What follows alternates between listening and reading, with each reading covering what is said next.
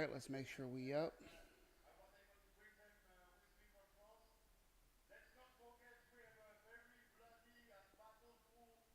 Yeah, that knockout, ridiculous. Dariush is complaining because he just woke the fuck up.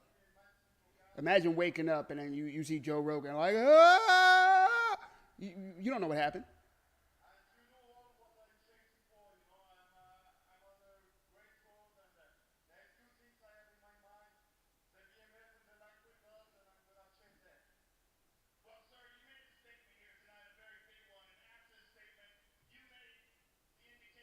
All right, we just making sure we up everywhere, and then we're gonna get going.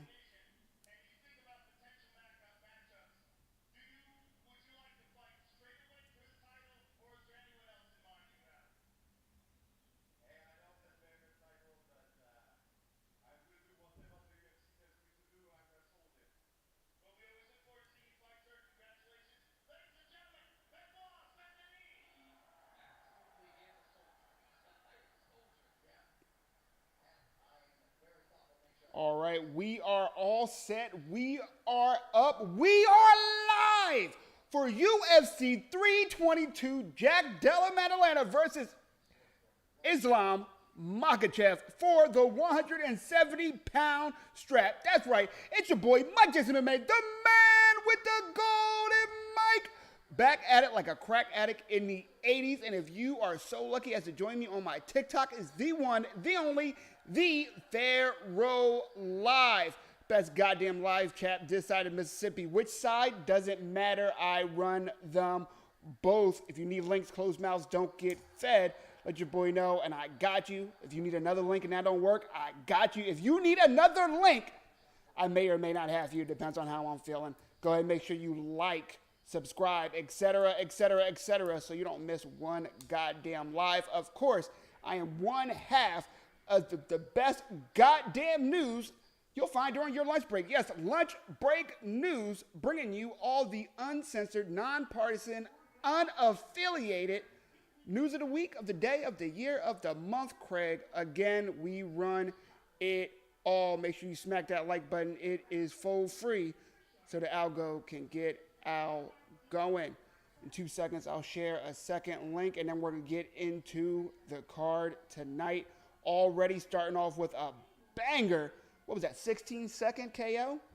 Ridiculous. Feel bad for Dariush. I feel bad for that, man. Every time he gets something going, wham, he gets knocked out in 16 seconds. Not exactly, but metaphorically, you know what I mean? All right, let's get this second link for you, my fellow goddamn degenerates. And then we're going to start breaking down this card.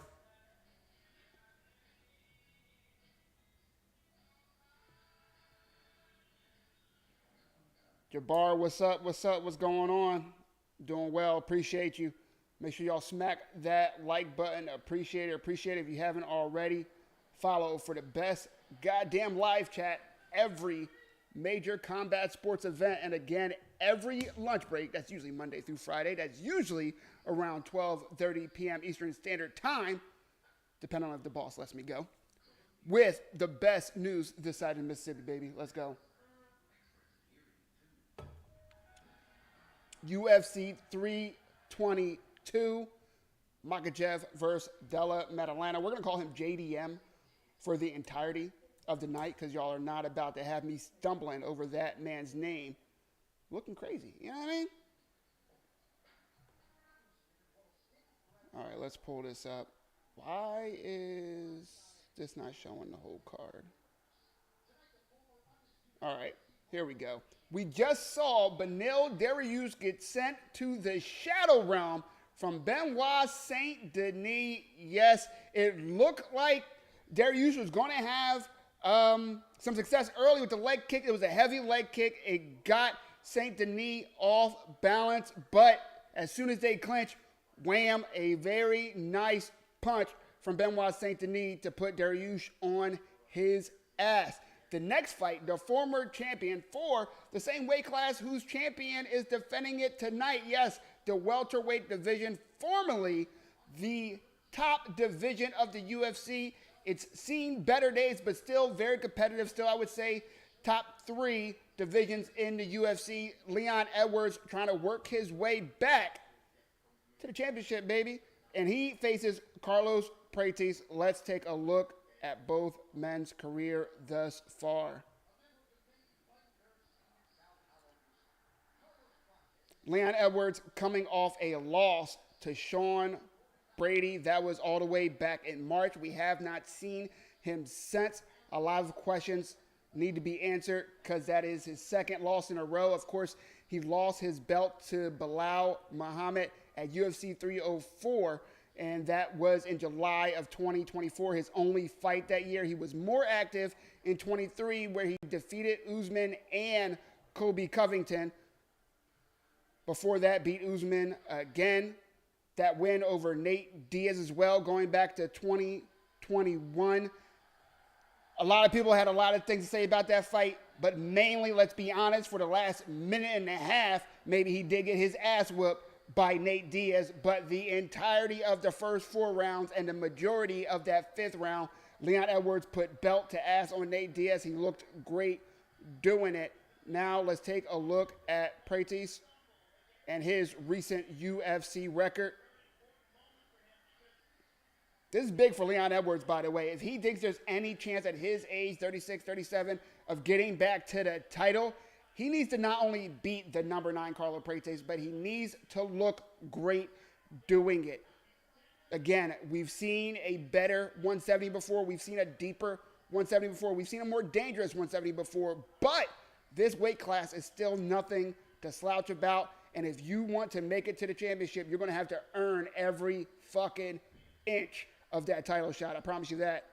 All right, Carlos Prates is coming off a win over Jeff Neal, but before that, he did lose what was a pretty competitive fight in spurts against Ian Machado Gary. And then in 2024, because remember, Carlos Prates has only been in the UFC for a couple of years now, he did have a win over Neil Magny. He did have a win over Li Jingliang.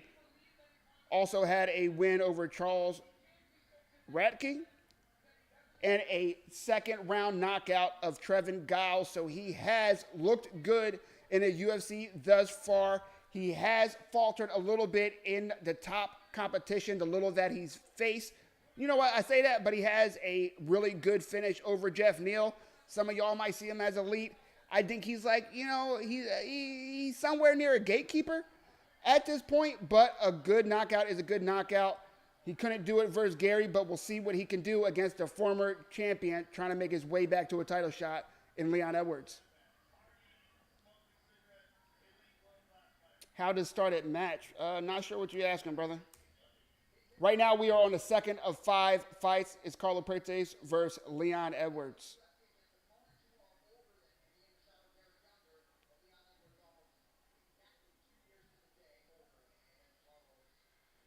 All right, again, if you need links, closed mouths don't get fed, let me know, and I got you with the links on deck.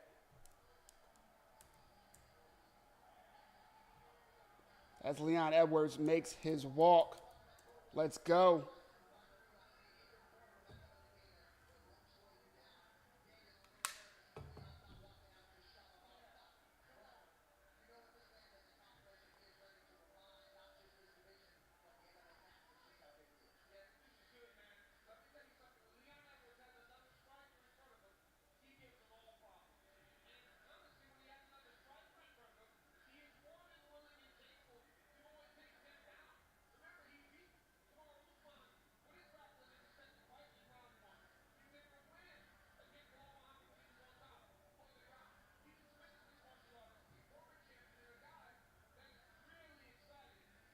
All right, I'm going to go ahead and pin that link on YouTube for y'all.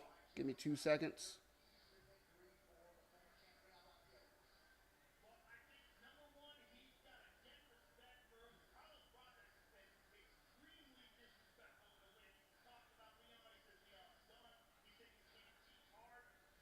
He was asking how to use the website. Appreciate you, John. That's our unofficial IT guy over there on YouTube. Thank you, thank you. If you're just getting in, we are on the second of 5 fights. It's the former 170-pound champion, Leon Edwards, versus The young up-and-comer, the newcomer, only been in the UFC for a little under 2 years. Carlos Prates looking to get the biggest win of his UFC career. Let's go.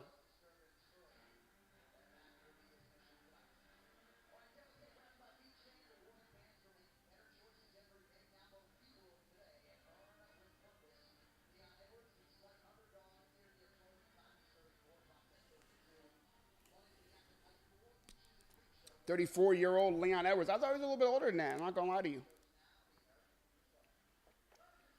Carlos does have a 4-inch reach advantage.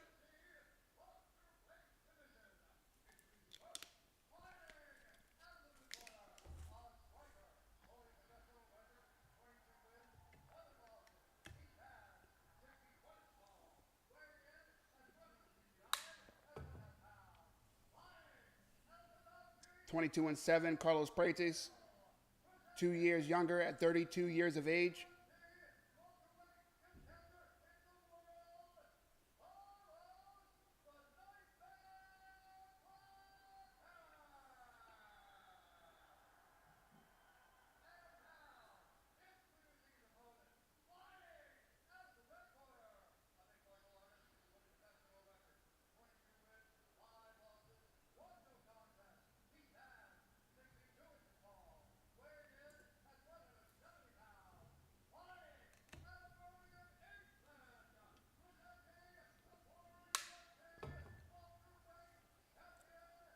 Leon Edwards looking trim, looking ready. Let's go.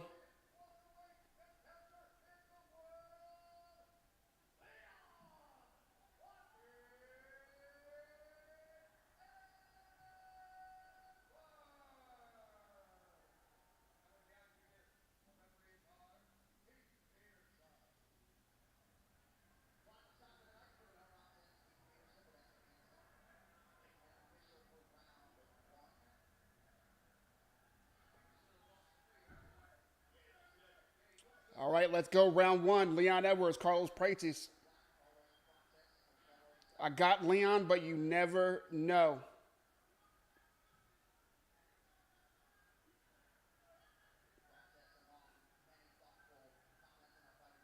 You know, every time we're expecting a striking battle, that's when someone's going to shoot for a double leg.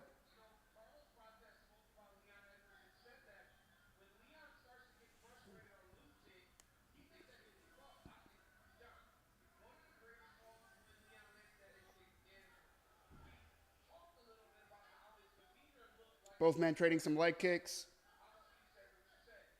Nothing crazy landed for either guy thus far.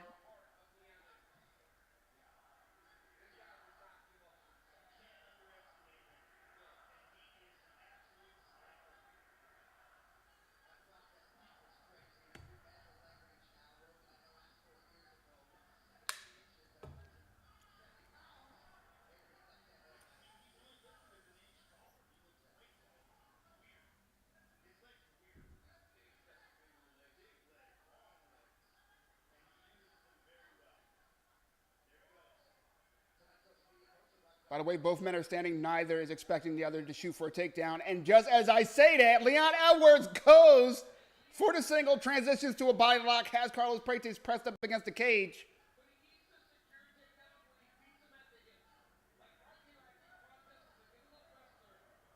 Let's see what Leon does with this. I don't know if Leon has the wrestling chops to get a takedown from half a body lock right now, but we will see. It's got an over-under. It's a pretty neutral position, but Leon Edwards trying to tangle the legs, get Carlos off balance. Carlos sees it.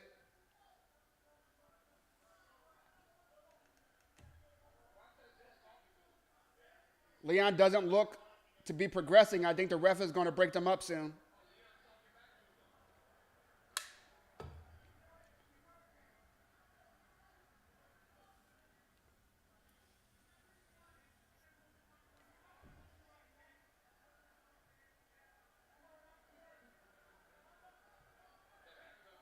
And there goes the booze. This crowd is not playing around. And there we go. The ref breaks him up. Leon did nothing with that position.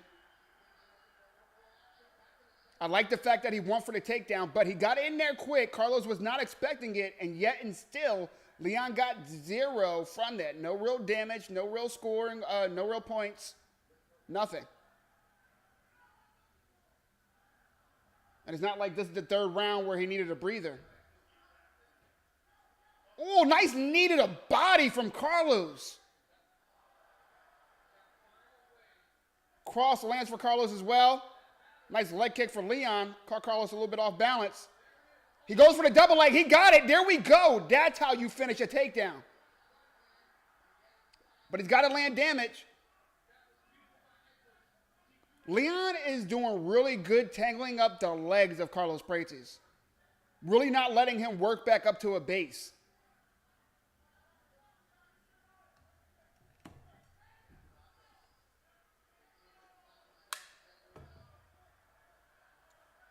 Leon on the back of Carlos. Carlos is standing up, though. Position like this is more exhausting for Leon. Carlos is leaning on the fence, taking some of that weight off of him. Meanwhile, Leon is having to squeeze both of his legs to stay on the back of Carlos. Carlos wants to stay tall right now. Keep control of that arm. He has double wrist control right now.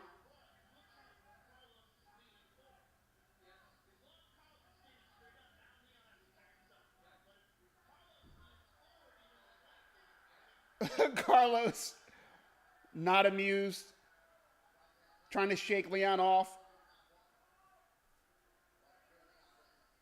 But what Joe and Anik were saying is when Carlos arches his back like that, he's allowing more of Leon's weight to lean on him and exhaust him.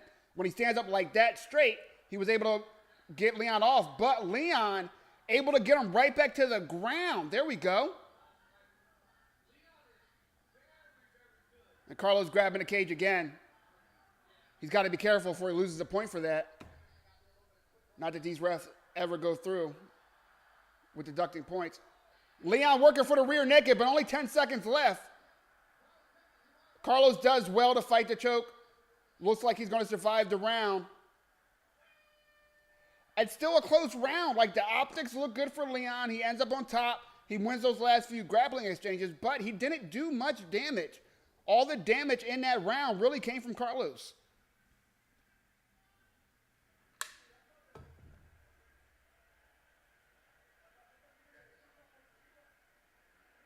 If you're just joining, we are live for UFC 322, Makhachev versus JDM for the 170-pound strap. It's your boy, Mike Jason MMA, the man with the golden mic.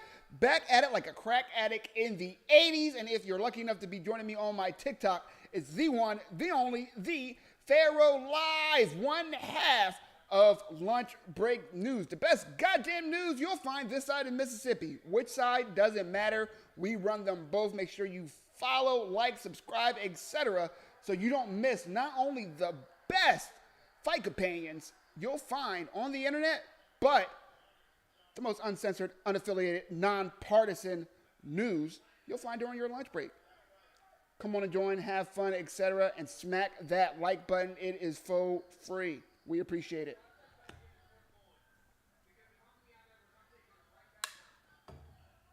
And most importantly, my fellow degenerates, if you need links, closed mouths don't get fed, let me know. I got you. Links on deck. Like Robin Hood with the links. You know what I mean? You know what I mean? Crazy Prates wasn't ready for the wrestling. Yeah, facts. He was not expecting that, and neither the fuck was I.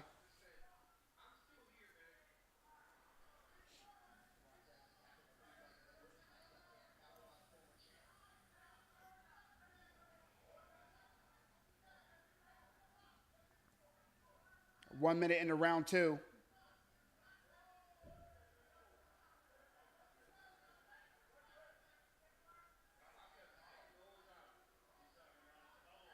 Oh. Carlos' hand's kind of fast. Oh, nice jab for Carlos. Jab-ish. Oh, another knee to the body for Carlos. That's the second or third time he's landed that.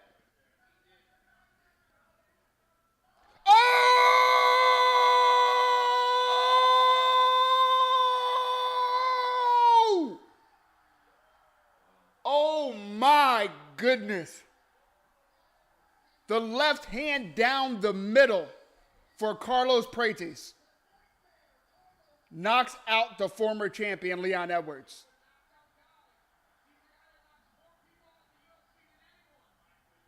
Eyes wide open for the former champ as he's staring at the ceiling. Wow. We got to see that replay. Holy. Leon don't know where he at. Yeah, no, he does not. There's no way.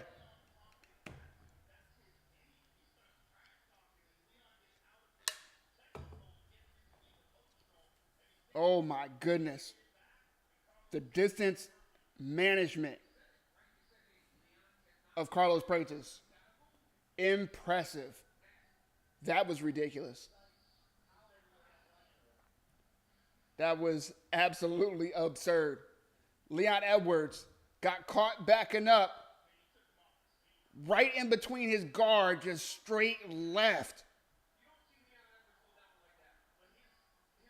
Oh my goodness.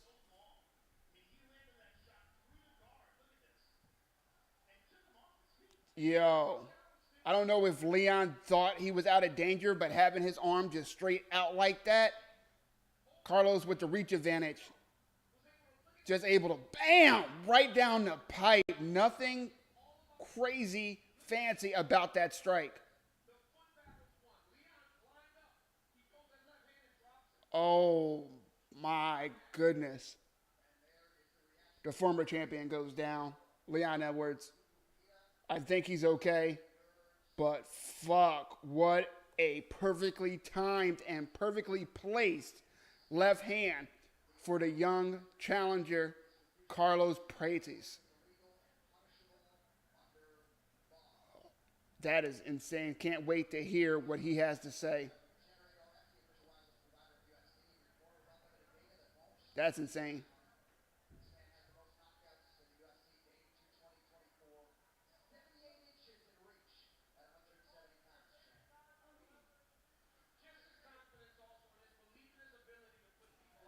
John, you're the official moderator on YouTube now. Congratulations on your promotion. If the spam bots come for me, you're our first line of defense. Thank you, brother. Appreciate you. Leon Edwards back up to his feet. Glad to see it. These fighting nerds, this camp that just sprung up seemingly out of nowhere a couple years ago, is wreaking havoc through the UFC as they take the scalp of another champion in the form of Leon Edwards. Oh my goodness. 90 seconds into round 2.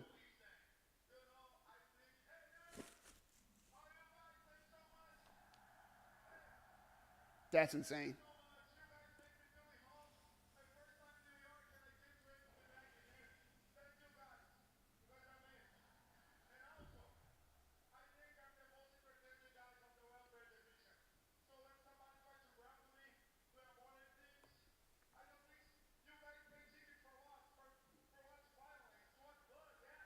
Carlos Prates said he didn't come to grapple.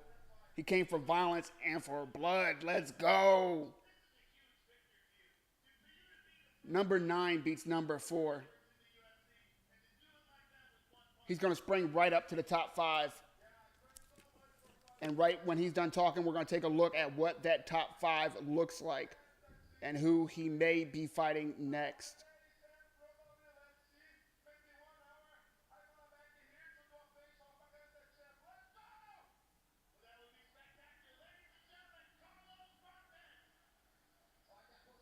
Carlos Prates said he won a title fight. I said, fuck what you heard. This is insane.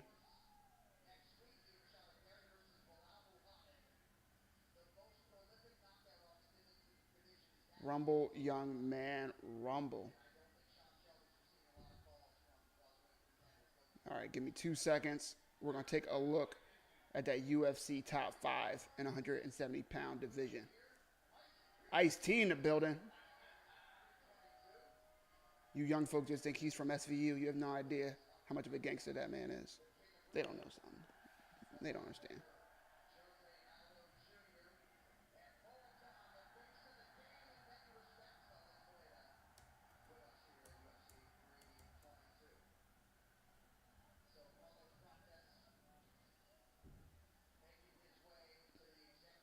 UFC has to have the worst major sports league website in the world. It's so bad.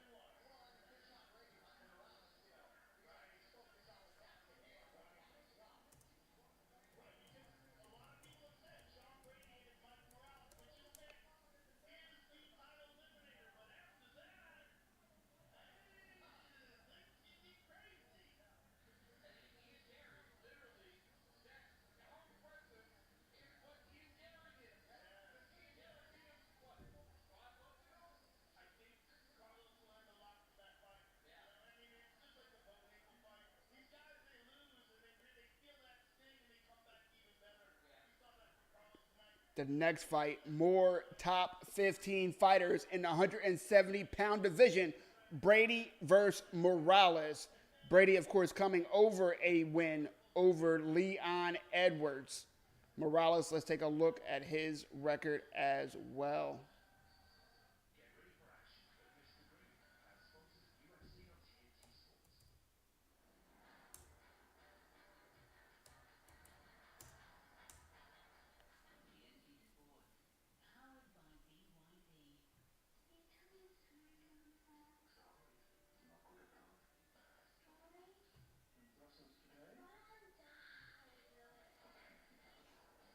All right, Michael Morales coming off a win over Gilbert Burns. Nothing to slouch at, even though Gilbert Burns is getting a little long in the tooth, not what he once was. But a first-round KO is a first-round KO. Before that, he KO'd Neil Magny. Not a lot of folks do that ever. Win over Jake Matthews, win over Max Griffin.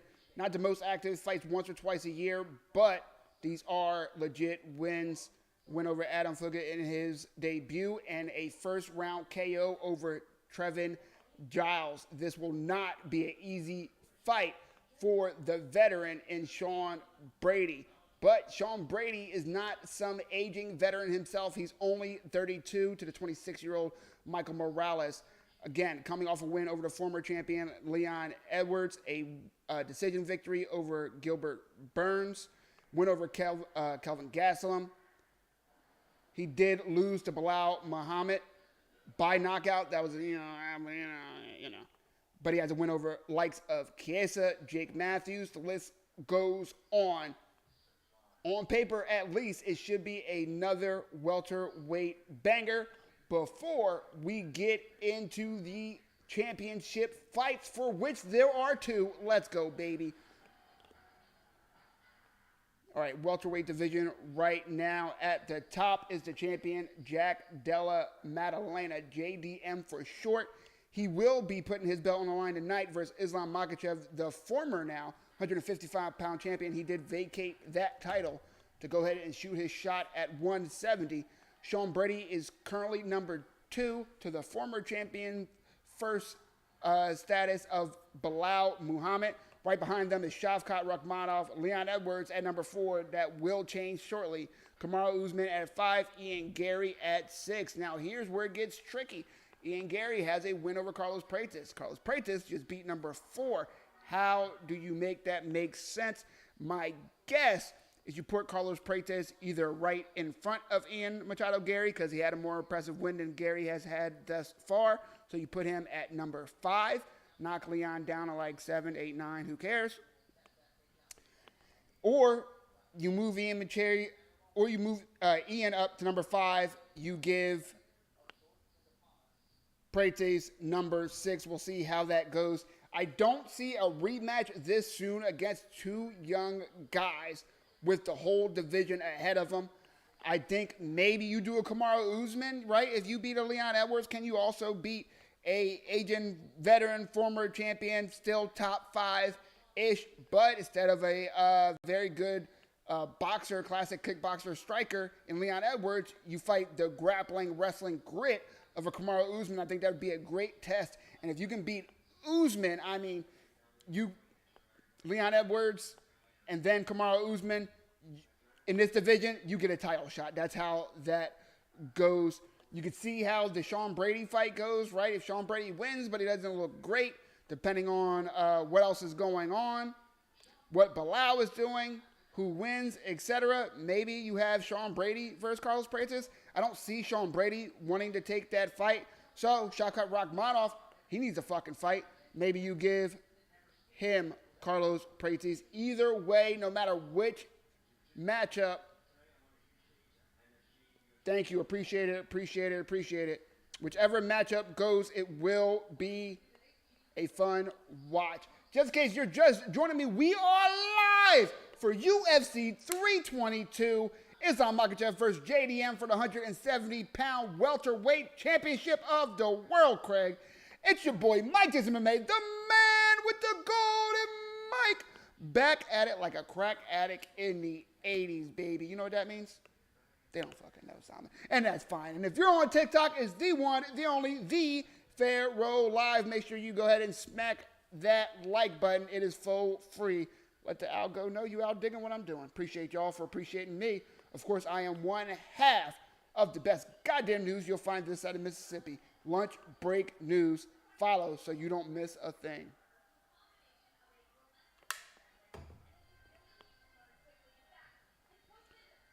And most importantly, if you need links, closed mouths don't get fed, let me know, and I got you. I got links on links that give you links. You understand what I'm saying? My links got links on me. You feel me? Making it rain fucking links out here. It is this fight and then 2 title fights. So 3 more fights left. 2 fights before the main event.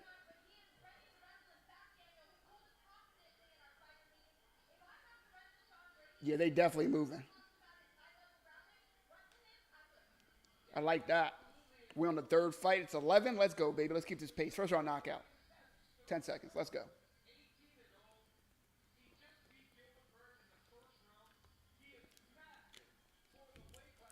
Not a fan of Michael Morales' hairstyle, but the man is dangerous. Not going to hate on him. Won't say it to his face, probably, Solomon. I'm not going to lie to you. If you're not having fun, you're on the wrong goddamn channel.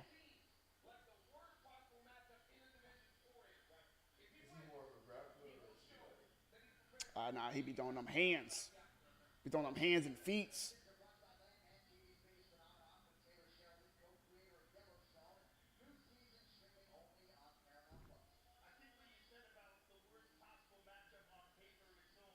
Michael Morales, number 8, versus number 2, Shawn Brady. These are some wonky, rankings-wise matchups on this card.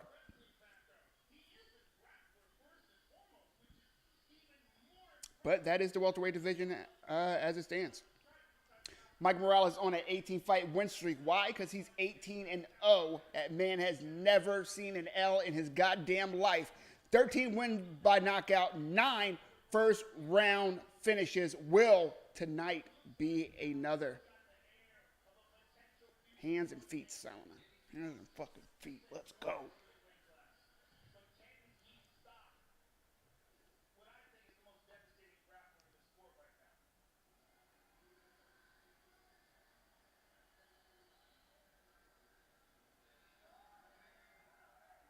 Oh, give me 2 seconds.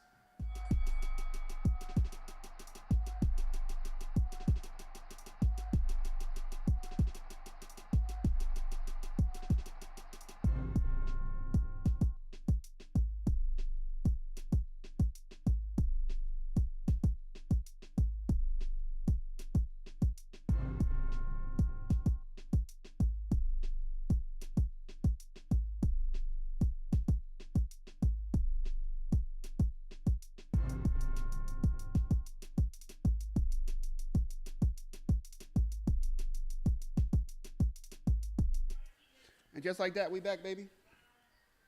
Just like that. Y'all miss me. I know. I'm not going to ask. Sometimes you just know things. You know what I mean? You just feel it.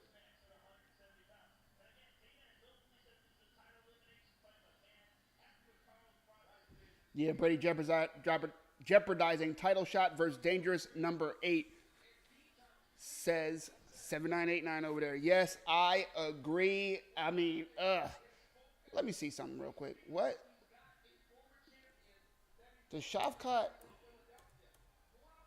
have any fight in the pipeline right now? Or is he still on Dana White's shit list?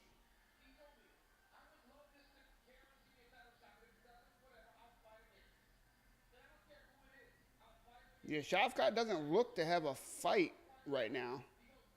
I'm guessing he gets the winner of this fight coming up. And Bilal, you got to wonder what he does. He has talked about possibly going to 185. He's also stated that he would not fight Islam. So if Islam wins, what the fuck does Bilal do? He's got to leave the weight class, right? He did not look too impressive versus JDM. But again, Bilal does win some fights sometimes, and it's an impressive win without looking impressive. So, you know, I don't know. I don't fucking know. I don't know, y'all. I'm just a guy with a golden mic.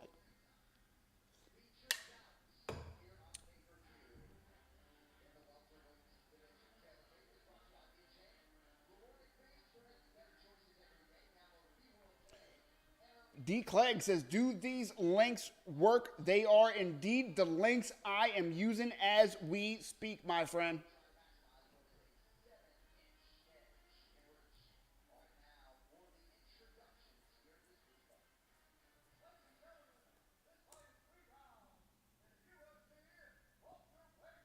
You freeloaders, make sure if you take my links, you at least smash that like button. Come on now, stop being freeloaders. Don't be like that. You're better than that, D. Clegg.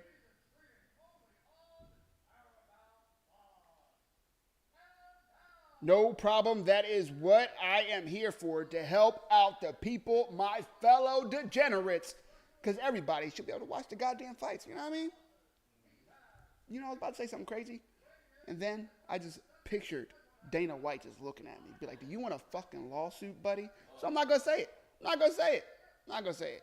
I paid for all this stuff. You know what I mean? I would never pirate anything. Do y'all understand? Ever. Cash Patel.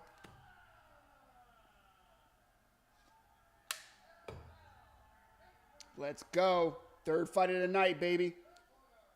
Who's fighting? It is Shawn Brady versus Michael Morales, my friend. Third fight of the night. The next fight is Zhang Weili moving up to 125 to fight Shevchenko, one of, if not the greatest women fighter in MMA history. 2 title fights, 2 champions who let go of their belts to fight for fucking history. 4 champions left on the goddamn card. Are you not entertained? It just got ads. So with these links, click X on the ads. When you click play, ads going to come up. Click X. Ads going to come up. Click X. Ads going to come up. Wait for it to give you an X. When that X comes up, click the X, my friend. Come on, it's free. It's not easy. I'm sorry. I don't make the rules. But again, these are the exact links your boy is using.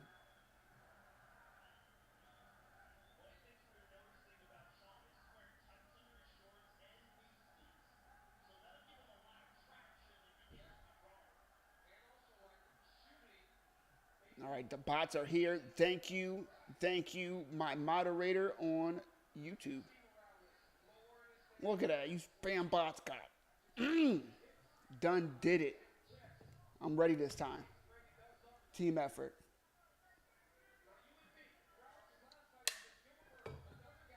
A minute into the fight, not much action yet. Not crazy about how forward Michael Morales is leaning against a guy that can explode as fast as Shawn Brady. Very dangerous. Double jab to get inside from Shawn Brady, but nothing there. Immediately exits. Whiffs on the leg kick as well. I think he's just trying to find that range. Double jabs that time. He does get something on that second one.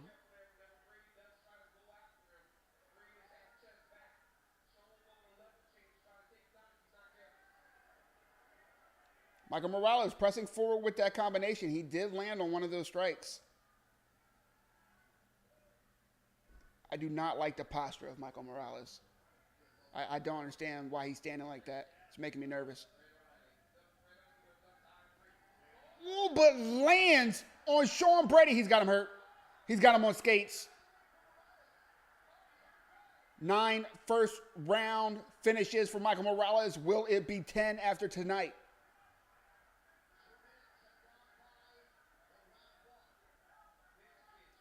Michael Morales stalking now. All that shit I was talking, Michael Morales, I take it all back. I always knew you could do it.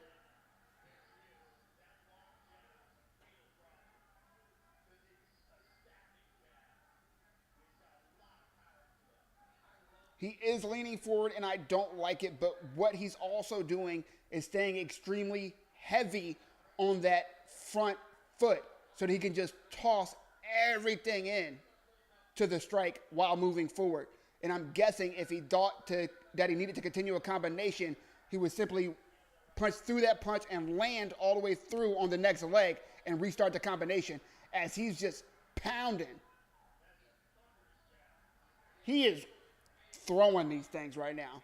Overhand right just misses for Michael Morales. Shawn Brady tries to throw, but slick head moving from Michael Morales lands a jab as he circles.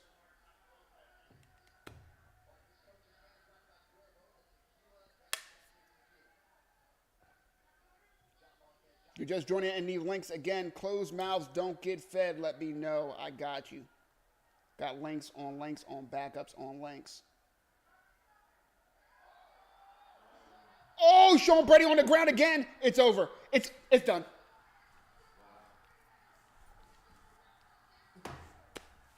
Again. Bruh. Bro, the top of welterweight dies tonight. The top of welterweight dies tonight. This number 2 and number 4 in one of the top divisions in the UFC just got absolutely decimated within a round or two. First, Leon Edwards catches a left hand from hell to take him to another realm. And now Shawn Brady gets put on ice skates and then sent the fuck home. Kamaru is like, what are y'all feeding these kids? Michael Morales is wilding. The celebration. Oh my goodness. Shawn Brady just got knocked the fuck out. I mean, how else can I say? What else am I supposed to say? Look at that. Right hand over the top behind the ear. Boom. Left hand. Right. And then Michael Morales stalks him.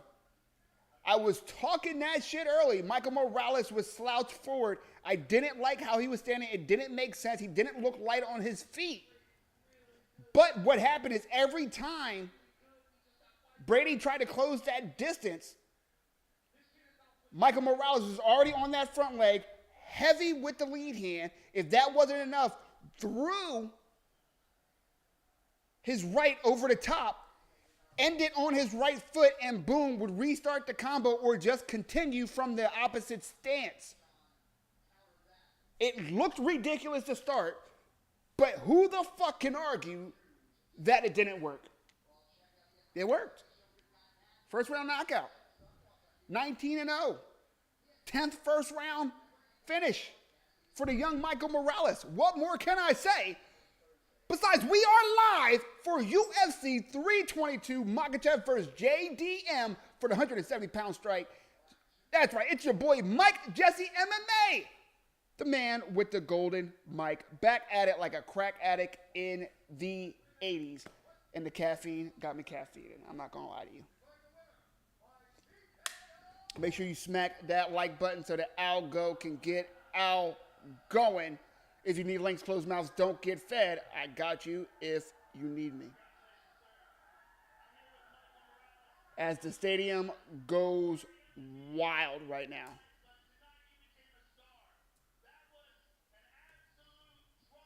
That was insane. Let's listen to what Mike Morales has to say, and then we will get set up for the next fight of the night. The co-main event. Zhang Weili versus Shevchenko. It's going to be a hell of a fight. This has been a hell of a night of fights. Let's fucking go. Appreciate the likes. Appreciate the likes. Thank you. Thank you. Thank you. Prates versus Morales. I dig that. That just became possible just now, but I dig the fuck out of that. I don't know. See, it depends on what they're going to do on top. It depends on who becomes champion leaving out of this fight. It depends on how far down the shit list Rachmaninoff is for Dana White. It depends on, does Belal stay in the division or not? If you want to have two young up-and-coming stars potentially fight each other before one of them gets to the belt. I don't know what I would do in that position. Again, I will have more to say about it after we see what happens tonight, and then in the weeks to come when we figure out Dana's thoughts on Shavkat and Belal's thoughts on the 170-pound division. We'll find out. We're going to find out.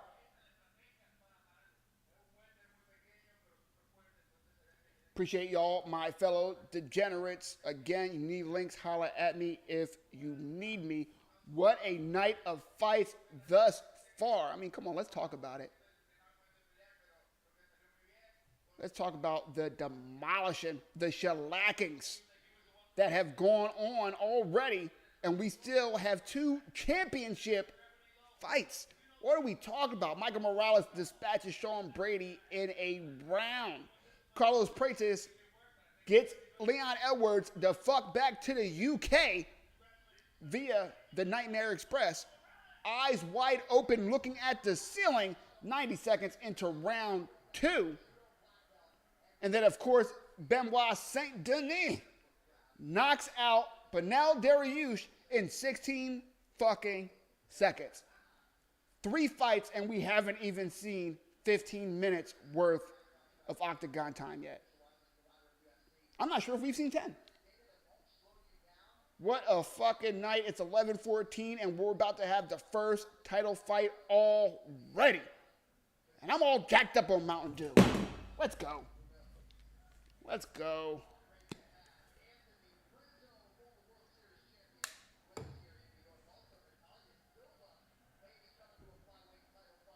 Keep it coming.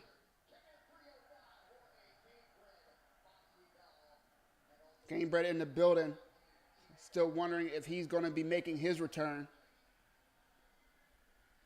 I believe he is still owner of the fastest knockout in UFC history. I know y'all remember Ben Askren ate the fake out knee from hell. It was crazy. Hands behind the back, leaning against the cage. Ding, ding, ding. Sprint across the cage. Wham! Needed a face over. 1, 2, 3, he's out. It's done. Shout out to Ben Askren, by the way, recovering from a double lung transplant and out there looking fit in the gym. Shout out to you, man. One from in a wheelchair to just banging out reps in the gym. What a fucking savage. Of course, next week we do have Saryukian versus Hooker. That is going to be a fun-ass card. Bilal Muhammad versus Ian Machado. Gary forgot that fight was on the docket coming up next week. That will decide a lot about the fate of 170 as well. I mean, I'll talk shit about 170. 170's on fire. 170's hot. I take it back. I'm sorry. Uzumir versus Meinfeld. That's going to be a good one. Hermanson on the card. Always fun to watch. Spivak on the card. Always bringing them hands. And then a bunch of names with a lot of Z's, so you know somebody either going to get choked out or knocked the fuck out. Let's go. I believe Taporio's little brother is on that card as well, if I'm not mistaken. And then the next time you will likely see me for the watch along is Merab versus Peter Yan 2. Yes, already booked, baby. December 6th. We will see how that goes. Excited for that one. Also a hell of a card. 2 title fights again. Pantoja defends his belt versus the young up-and-comer that seemingly came the fuck out of nowhere in Van.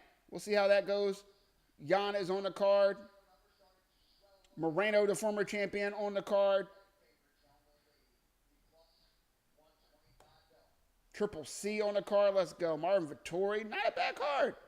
Edson Barboza versus, why is this versus Jalen Turner? Why is that on the prelims? Bump that up to the main card. That fucking fight is going to be amazing.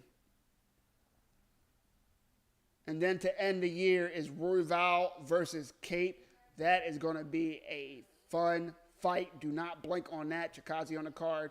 Always good for a knockout. Let's go. End of the year strong. That's what I'm talking about. People get knocked the fuck out for the holidays. You know what I mean? MSG brings out the killers. Clearly. I mean, what's the argument? There's no argument on that. We're seeing a goddamn massacre tonight. You get brain damage. You get brain damage. You get brain damage. You know what I mean? Shit crazy.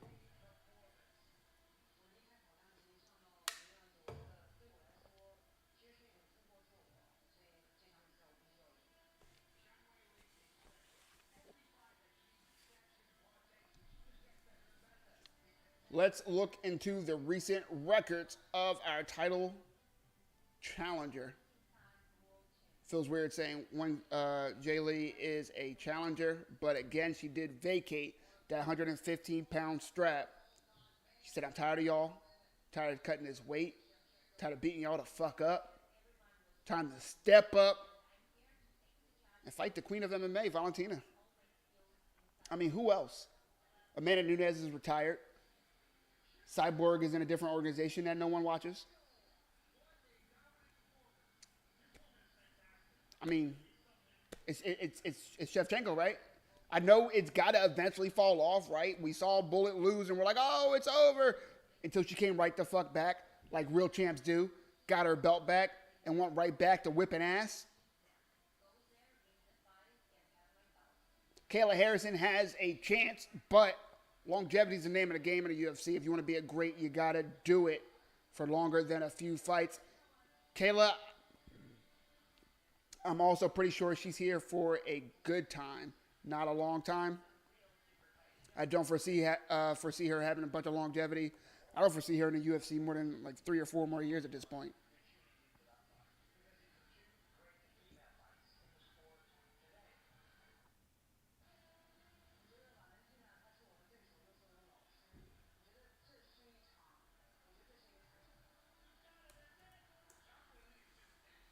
Zhang Weili, of course, has been advancing her career, not just with fights, but with training with the likes of Coach Eric and Triple C, adding wrestling and grappling to her already dangerous kit.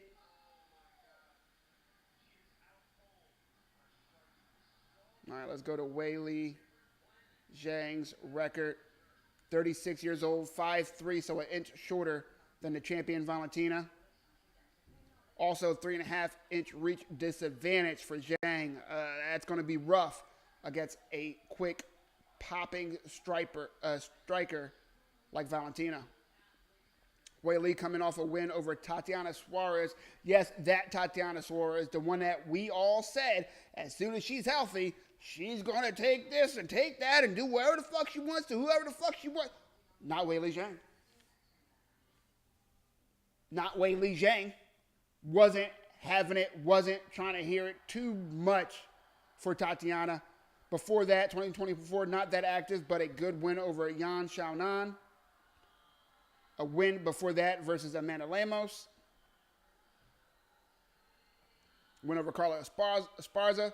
Win over Joanna Champion. She did lose to Rose the first time they fought, but... the first time... Yeah. First time they fought, she lost to Rose. She lost to Rose those 2 times, and then Rose gave up the title, in which Weili got it back. Weili has to climb an uphill battle on this one. She has I won't say huge, because neither one of these fighters are large in stature, but she has a significant size disadvantage. I know it's only 10 pounds. I know it's only 3 inches in the reach. I get it. I get it. But watch when you see them in the cage together. Zhang Weili is the clearly smaller fighter. Is she faster? She should be. But I don't know. Valentina is no slouch, and Valentina can adapt to whatever, seemingly whatever her opponent is good at. So we will see how that looks, and let's go into the impressive, possibly the best resume in women's MMA. Win over Manon Fiorot earlier this year. Win over Alexa Grasso before that. And, of course, that was avenging her loss to Grasso. The two also had a draw. So out of that series, 1-1-1. Before that, she had a win over Santos. That was a close fight, though. Some people had Santos winning. She KO'd Jessica Andrade, KO'd Lauren Murphy. She beat the dog out of Lauren Murphy. I'm not even going to lie to y'all. Went over Jennifer Maia. Went over Caitlin Chukagian. That was a knockout. Now, here's the thing that some people hate on Valentina for. And I get it, right? We're watching combat sports. We want to see somebody get the shit beat out of them. Largely. That's what a lot of you guys are here for. I get it. I'm here for it too, largely. But when you're the champion for this long, you can't fight every fight like that. You can't fight every fighter like that. That's not how you make it to be one of the greatest of all fucking times. That's not how you make it to fight when you're damn near 40, fighting these hungry, sometimes 20-something-year-olds. You got to fight smart. I like watching Valentina fight because she fights to fucking win. If she can make it entertaining without putting too much risk out there, she does. But her main goal is to walk out of that cage with the George W. And I respect that. Plain and simple.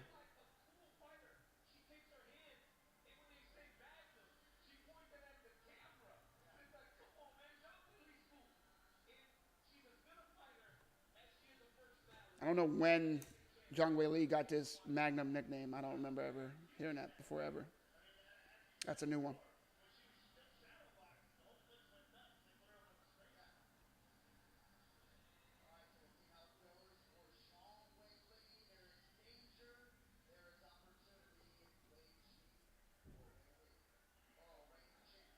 Valentina wins no matter what. Yeah, I mean, yeah, that's what she does. She ain't for casuals. That's a good way to put it. That is definitely a good way to put it.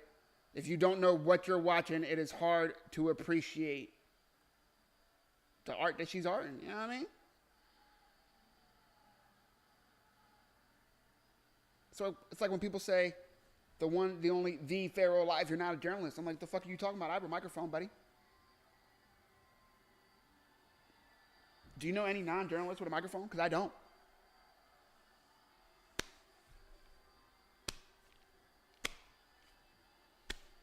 Say something else. I'll bring the press pass out. I don't give a fuck. You understand what I'm saying to you? Don't give a fuck. Appreciate y'all for appreciating me. Valentina Shevchenko looking like the goddamn Terminator. Looking like the villain in the 80s movie. She got the ski sunglasses on. But not the ones the kids have with the crazy colors. Straight black. She got straight real life tint. Her shade's too big. You're not lying. Nah, she had that nickname. You're lying. No, she hasn't. I've never heard Magnum Zhang Weili. I've never heard that before. That's not a thing. It's not a thing. DP Trends says, who wins? I have Valentina winning this one. I think the size difference and just the all-around goatness of Valentina Shevchenko is going to carry her through. I don't think it's going to be easy. I don't think Zhang Weili has any quit in her. And I don't think Valentina has what it takes to finish somebody like Zhang Weili. So I do think Valentina wins by decision, my friend. Thank you, DP Trends, for the comments. Don't forget, make sure y'all smack that like button. Get the algo out going. Ski sunglasses. I mean, what else do you call them things besides ski sunglasses? Am I making that up? I thought it was known that that's what they were. I don't fucking know. That's what, that's why I see them.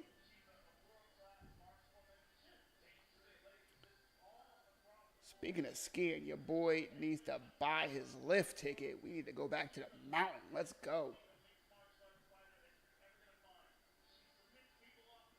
Y'all know your boy on the mountain like a motherfucking peacock. Just, you know what I mean?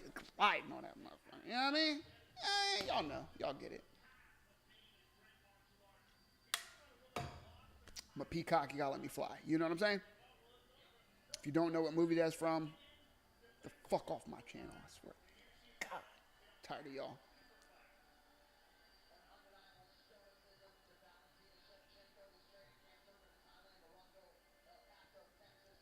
Co-main event.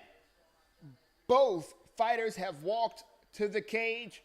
All that's left now is for Bruce Buffer to show you why he's the flyest MFer on TV to announce these two fighters, and then we will get going on the co-main event of the evening, Craig.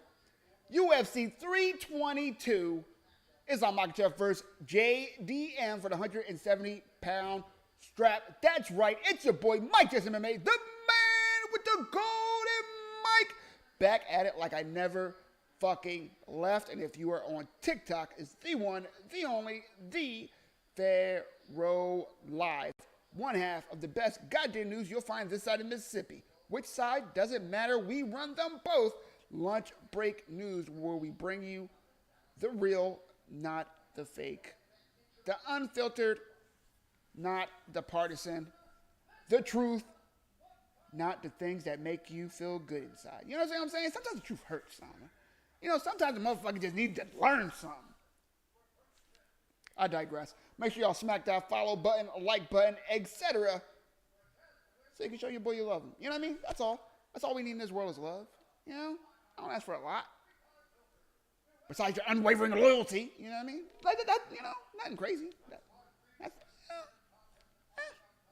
I think it's reasonable. Bring some snow to the mountain, you know what I mean? You know what I mean? Let them know, John. Tell them. They don't fucking know.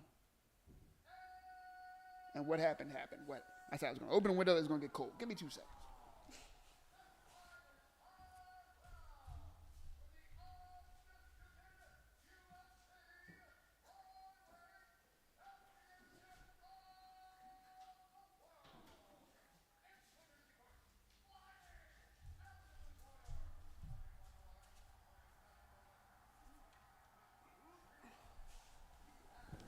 All right, we back, baby.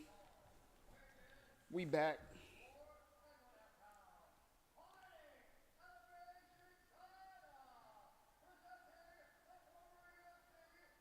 Let's go. Co-main event starting. If you ain't watching and you need a link, say something, and I got you. That's what I'm here for. We're in this together, y'all. It's me. It's you. It's us. It's we. You understand what I'm saying? Apes together strong. You know? You know what I mean? Come on.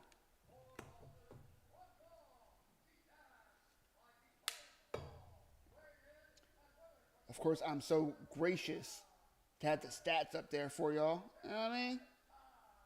Something light.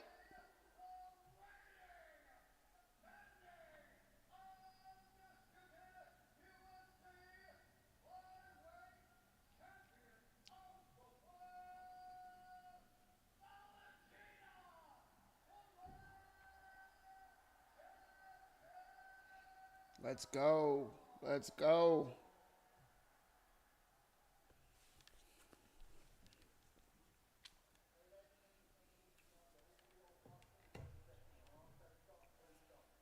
John Weili looking stocky, though.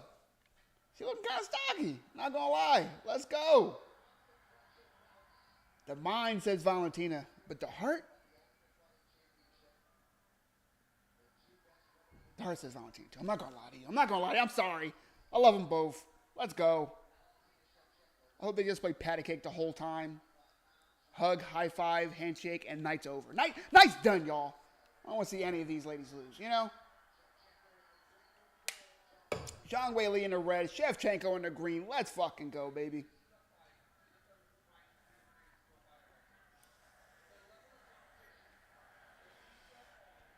What does Zhang Weili want to do? Well, she wants to keep those feet moving, which she's already doing. She wants to try to get a beat on Shevchenko's counters as she gets in there fast and lands a straight right hand. That was beautiful. She wants to get in and out, but I would love to see her push Shevchenko against the cage and try to work that grappling, try to wear Shevchenko out, try to slow her down so in round 3, 4, and 5, she's not as fast and reactive as she's going to be in round 1 and 2. What does Shevchenko have to do? She needs to mix in those kicks. She needs to play long. She needs to use the jab. She needs to keep Zhang Weili moving backwards. If she can do that, this will be an easy night for Valentina. How will it go, though? Only the fight gods know. Let's go.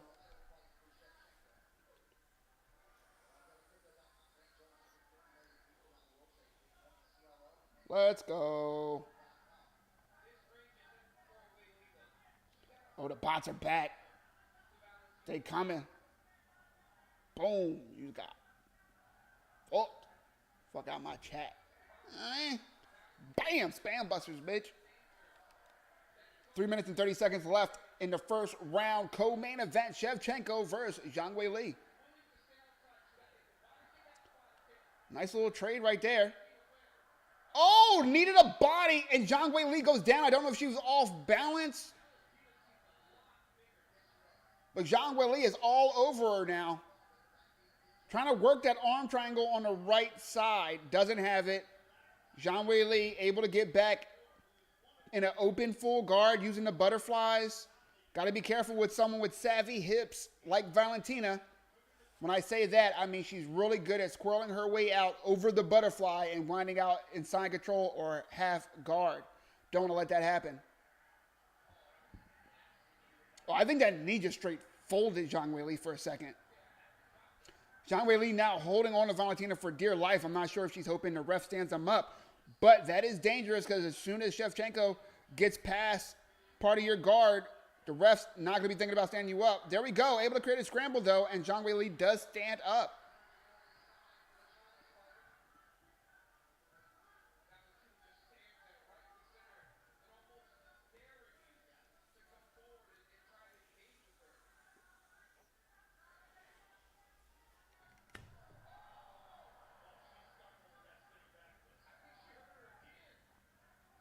Spinning back fist from Shevchenko as Zhang Weili blitzes in. She's not going to be able to blitz in naked like that. She's got to throw something. She's got to get Shevchenko guessing. What second you on? I'm at 1 minute and 45 seconds in round 1. I'm a little behind. That's how these alleged streams work. You know what I mean? Allegedly. You can't prove nothing, Cash. You can't prove shit.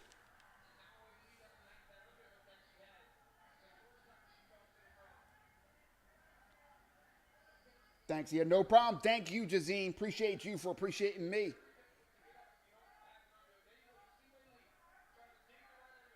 So fast. Yeah, preach, John. Preach.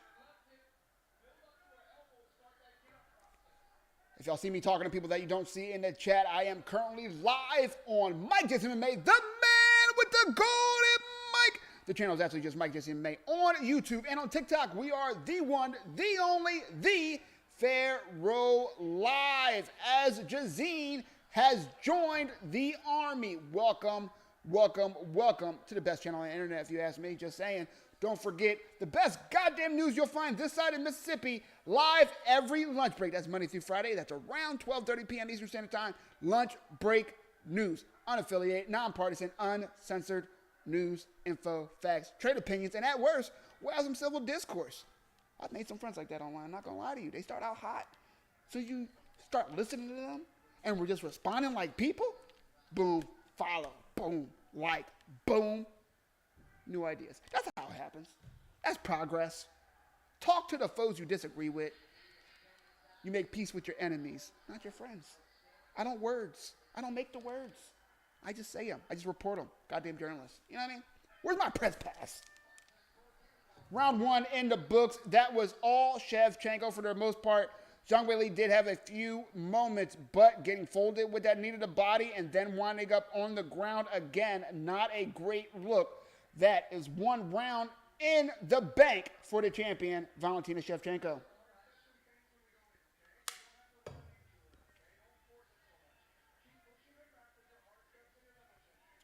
If y'all are new to how these links work, number one, I promise you, depending on your device, they do work. Currently using it on my Xbox and my laptop. These links also work for the iPhone. If you're Android gang, figure it out yourself. I don't know what to tell you. It may or may not. Also, if it doesn't work on one browser, try another browser. If you're a rookie, I'm trying to walk you through it. You open it and it's like spam, spam, spam.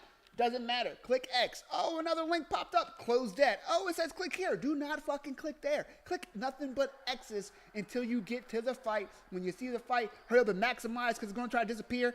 Ooh, pop up, X, click, maximize again, and boom, you'll be watching the fight with me. That was easy, right? That was clear instructions. Easy as pie. Enjoy. They're free links. How you going to complain about free links? Ain't nobody give me a link. I ain't getting no free links. I don't see y'all dropping links in the fucking chat. You know what I mean? Go smack that like button. Appreciate y'all.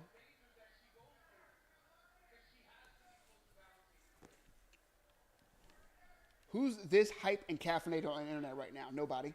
Damn near midnight. Fucking nobody. You understand what I'm saying to you?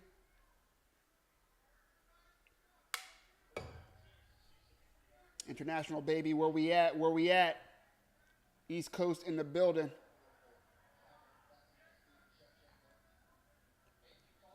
Which East Coast? What? America? You know what I mean, which East Coast? Oh, Shevchenko able to bring down Zhang Weili with a body lock. 1 minute into the second round. Not great. Not what you want to see from Zhang Weili. Did not imagine Valentina would be able to ride takedowns into the George W. tonight. Not going to lie to you. I thought this was where Zhang Weili would excel. I wonder if the size is really just a mountain too high for Zhang Weili. Side control now for Valentina Shevchenko. Let's see what she does. Elbows to come. There they go. She's going to want to get mount and then go for the arm triangle, hoping that Zhang Weili, trying to create a scramble, will give up her back. She's also threatening that arm, so watch the Kimura. Zhang Weili is trying to shrimp away from Valentina, but that will give her back. She needs to be careful. Now you see her turning in to Valentina. But Valentina is so heavy on Zhang Weili right now.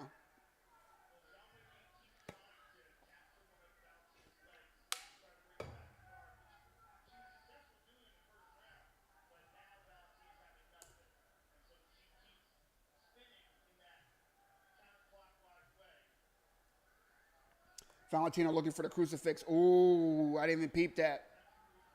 Yep. She got it. Zhang Weili, I mean, I don't foresee Zhang Weili letting that go down, though. You see her get out pretty quick. She's trying to lock that foot up of Shevchenko so that she can't use it for the crucifix, but that doesn't really get you anywhere. You're still in this spot. You're still on the ground. You're still eating these elbows to the side of your forehead.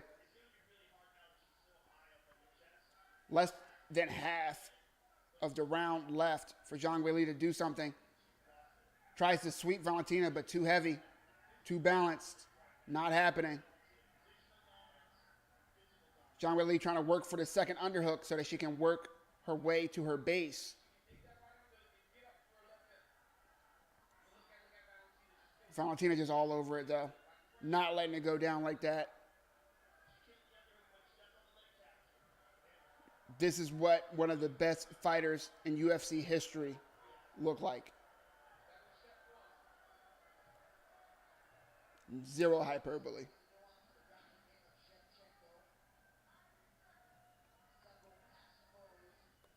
I will put Valentina's record against anyone in the UFC, and there is an argument for Valentina.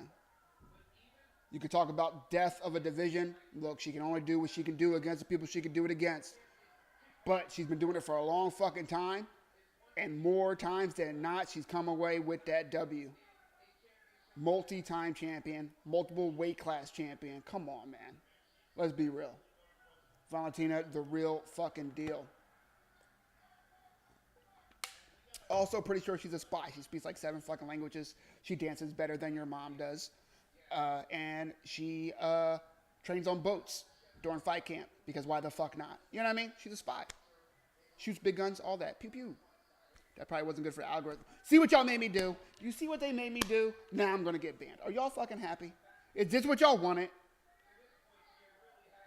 Ridiculous. The setup is crazy. 25 seconds left in the round. Valentina still on top. Half guard now. Slightly improved position for Weili, but, I mean, nothing good is happening for her at this point.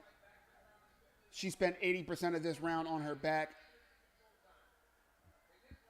and the other 20% moving backwards.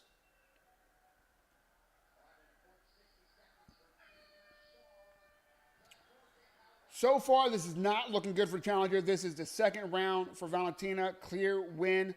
A question as to if it's a 10-8. I wouldn't score it like that. We've seen crazier things from the judges. To be safe, I'm just going to say another 10-9 for Valentina. 20-18 going into the third round.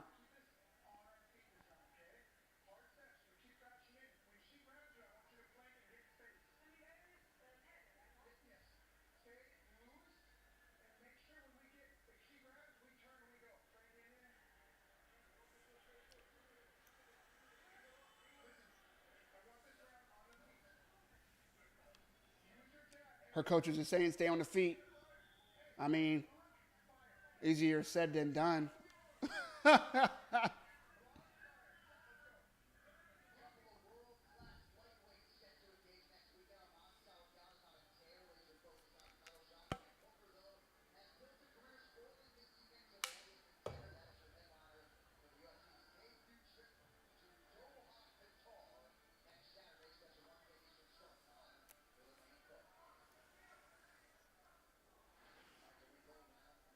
Round 3.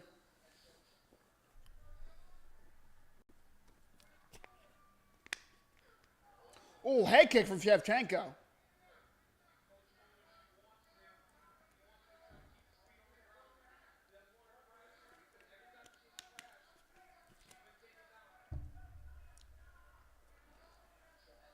Weili throws a head kick, needs to be careful with that. Shevchenko has her biting on every feint. Weili very active, staying light on her feet. This is what we wanted to see from the beginning. Being mindful not to overcommit like she did in the last 2 rounds. I got her taken down. Oh, nice right hand for Bullet.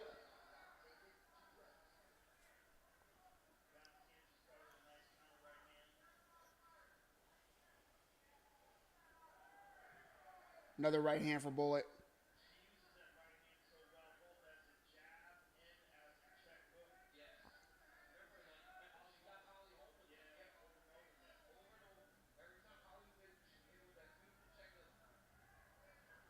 Oh, spinning kick to the body for Shevchenko. Those spinning attacks are nasty.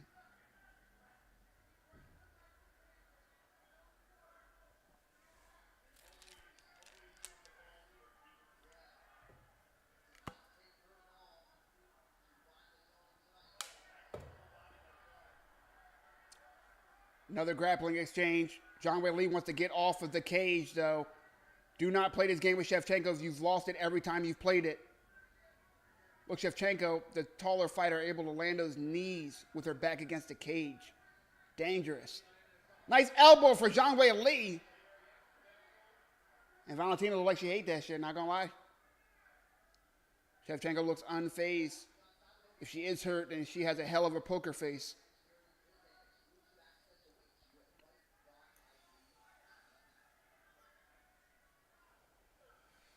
Another knee for Shevchenko as Weili tries to come inside.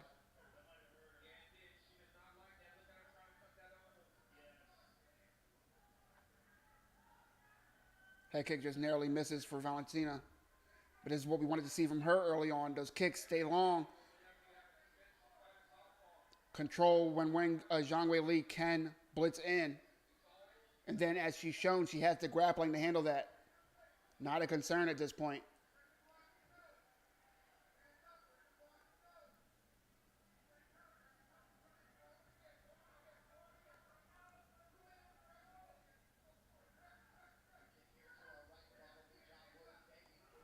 And you see those stats I have right over there. 77 total strikes landed for Shevchenko thus far. 26 for the challenger, Zhang Weili. And another takedown looks to be in the forecast for the champion. And there it goes. Just off a body lock. Just too strong. Too big. Nothing Zhang Weili can do against that, presumably.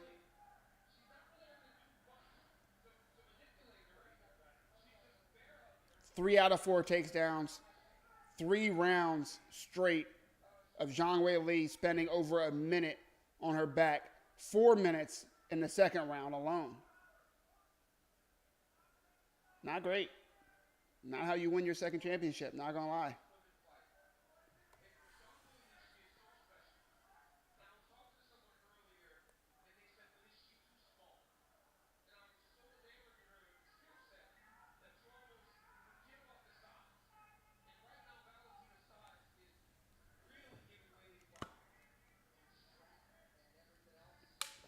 Zhang Weili looks like she has no answers.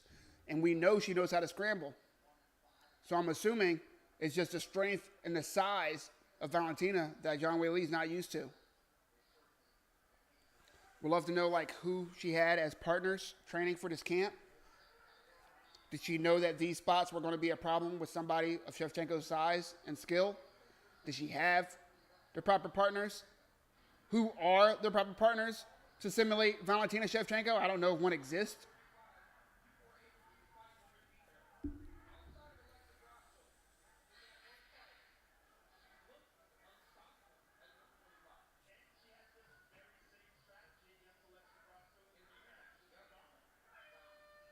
And that is round number 3 in the bank for the champion in Valentina.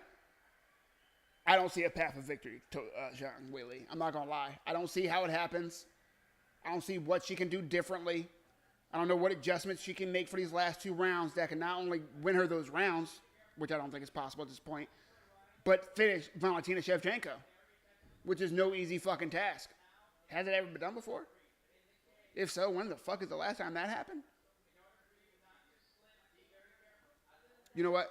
Alexa Grasso did finish her. Again, Shevchenko almost immediately, avenged that. But I digress. You don't see it often.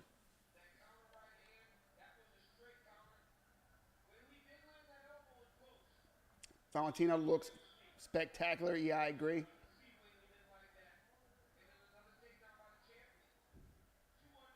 As the bots get botted, spam busters, bitch. Let's go. And you see the champion, JDM, getting his hands wrapped. Meanwhile, Islam ready to go, already warming up. Said, let's get it. That's what I want to see. Not even midnight. And the main event fighters are warming the fuck up. That fight should start around 12:15, 12:20 a.m. Eastern Standard Time. About 30 minutes.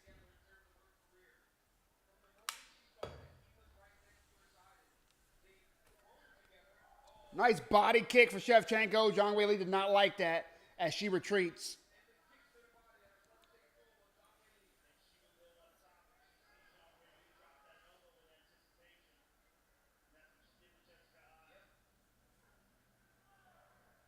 Superman punch just misses for Valentina.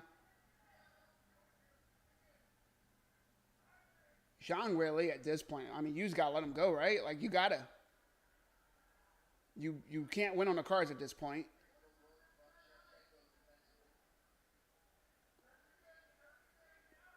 You haven't deposited any real damage that could have accumulated those first 3 rounds. You got to go for it. Another body kick for Shevchenko. She's eating Zhang Weili up with those body kicks. Oh, and then mixes it up to the head. That's why it's so dangerous. If you've been with us this whole fight, this is how I said Shevchenko wins. Stay long, use those kicks, control the distance, and manage the blitzes.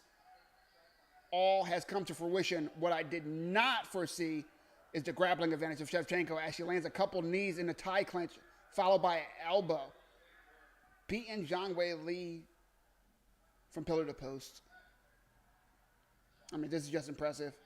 Yeah, Zhang isn't long enough, and as soon as she gets in close, it's on the ground. Every time. Every time. Which is why her coaches said, stop crashing into Shevchenko. Not working.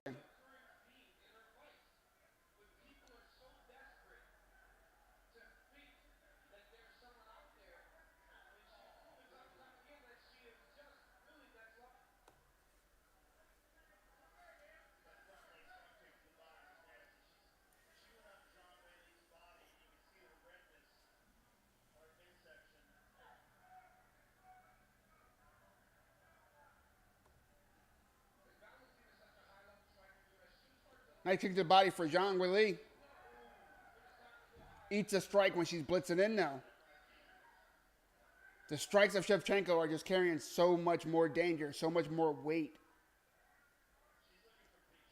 And Zhang Weili looks good, right? She's carved up, looking stocky, looking strong. Looks like she did add a little bit of muscle, as much as you can in the short amount of time that you have to plan for this fight, but I digress.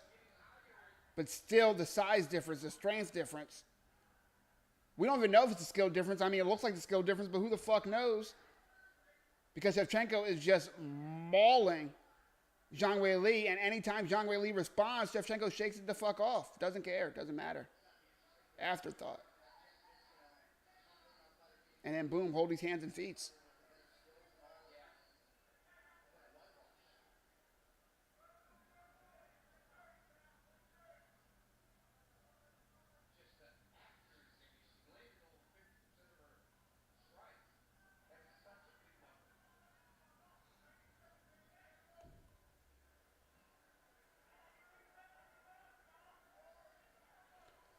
$114 out of 139 strikes landed so far for Valentina. Meanwhile, 41 out of 106 lands for Zhang Weili. And that is now 4 out of 5 takedowns. Valentina has scored a takedown with over a minute left in the round every single round thus far. And I do not foresee Zhang Weili making her way up.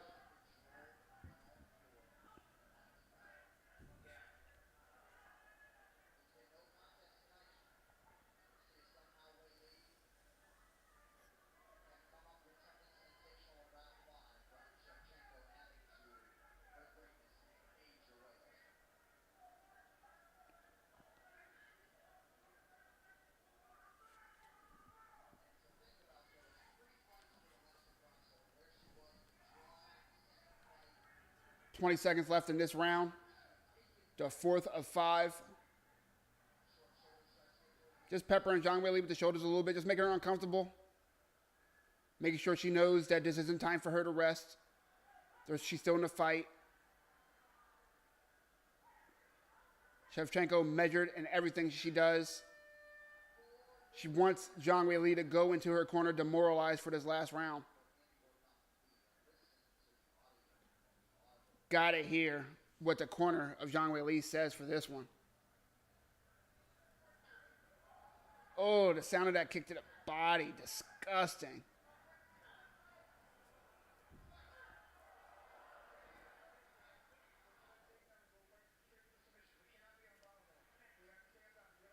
Her coach said she needs to go for the takedown. He understands that she's not about to hit some crazy overhand right and put Valentina to sleep. Going for the takedown now and try to go for submission. We'll see if she can do it. Haven't seen any reason to think that she can, but we're about to find out.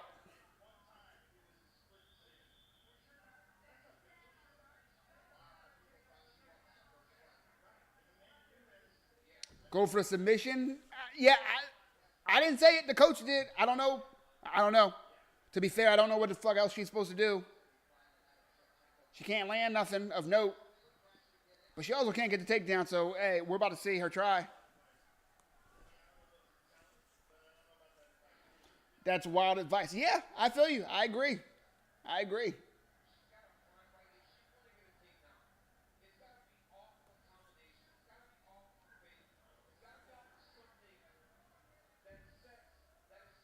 One round left for Valentina. She's up 4 rounds to none on anyone's scorecard who has eyeballs. Shevchenko now has Valentina against the fence.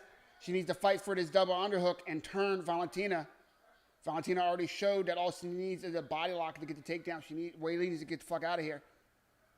She spins, but she's trying to go for that takedown. It's not going to happen. She needs to break contact now. Valentina now trying to fight for double underhooks. Not good for Zhang Weili.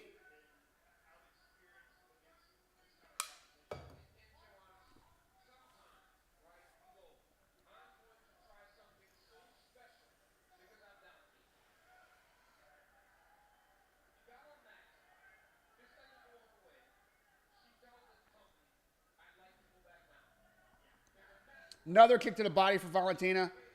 Zhang Weili still coming forward, but Valentina just doesn't give a fuck. Doesn't give a fuck. No fucks to give. Nice right hand for Zhang Weili.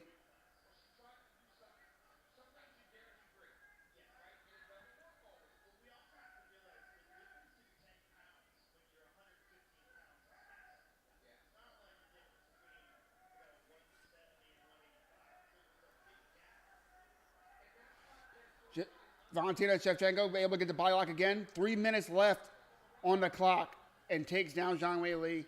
You got to imagine that is the end of any hope that Zhang Weili had of being able to upset the champion. Shout out to her for taking the challenge. Shout out to her for relinquishing her belt to go after another champion's belt. Shout out to her for believing that she can beat Valentina Shevchenko. However, the fight gods have chimed in, and that shit ain't happening, at least not tonight. Shevchenko has looked flawless, lights out, done what she wanted to do when she wanted to do it against the challenger and former champion, Zhang Weili. That's just a fact. Just a fact. That's what happened.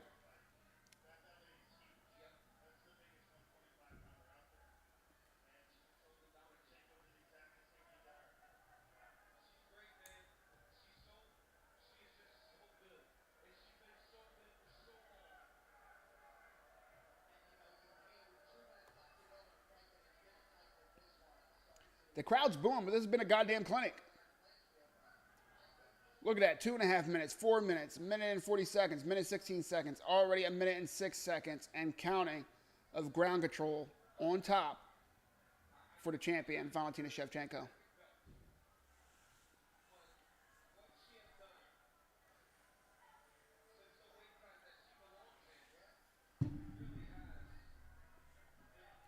Shevchenko still on top in half guard. Still threatening submissions, still landing strikes. No chance in hell the ref stands him up.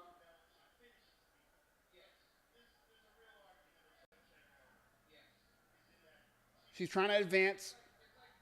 Look for her to try to push that right knee of Zhang Weili down so she can go over it into full mount and then go after that arm triangle.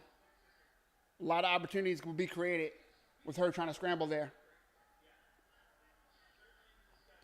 Appreciate the love. Appreciate the love. If you haven't already, smack that like button. And if you digging what I'm doing, follow, like, subscribe, etc., etc., etc. So you don't miss a goddamn thing. Next time we will be live will be for UFC 323, Merab versus Shawn 2. Another pay-per-view with 2 title fights, Pantoja versus Van on that card, as well as a few other notable names. Let's go.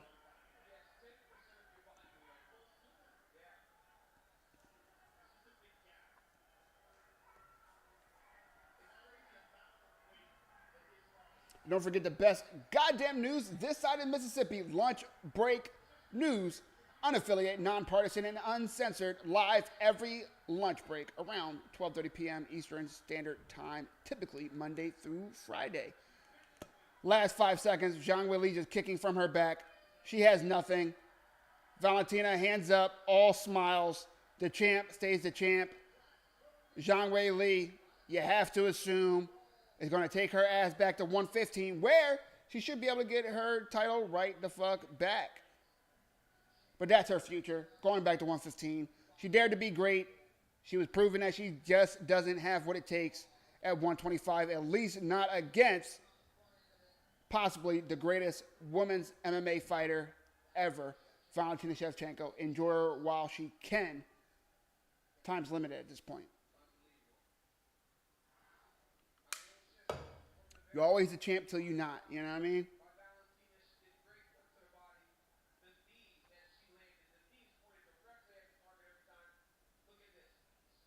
Woo, you grabbing those bots faster than I can. Appreciate you, appreciate you, appreciate you. Bots don't stand a chance over there on YouTube. Let's go. If you are just coming in, we are live for UFC 322. Makhachev versus JDM for the 170-pound strap. It's your boy Mike Jason MMA, the man with the golden mic.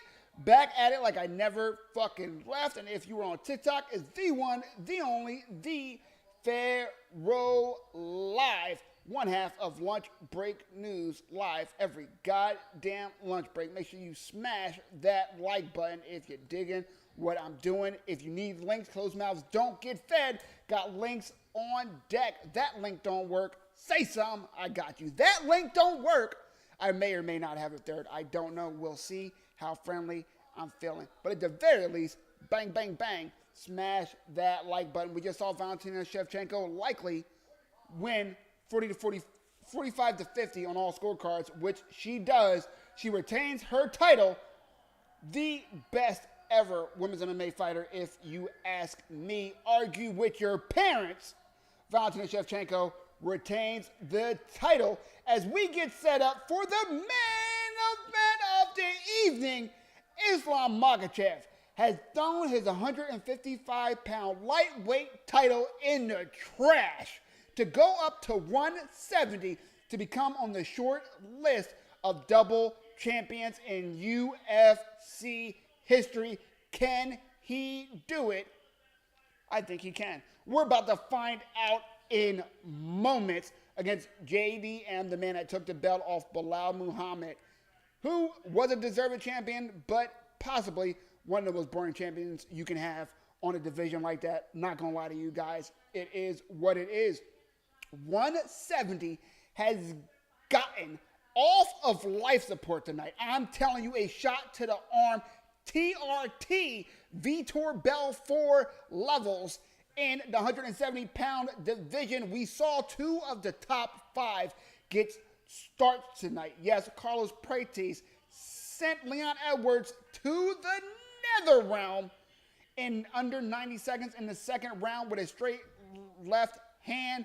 Meanwhile, we saw Michael Morales end Shawn Brady's title dreams, at least for now, in the first round. It's been a crazy night. We, of course, saw a 16-second knockout to start the card in Beneil Dariush getting knocked the fuck out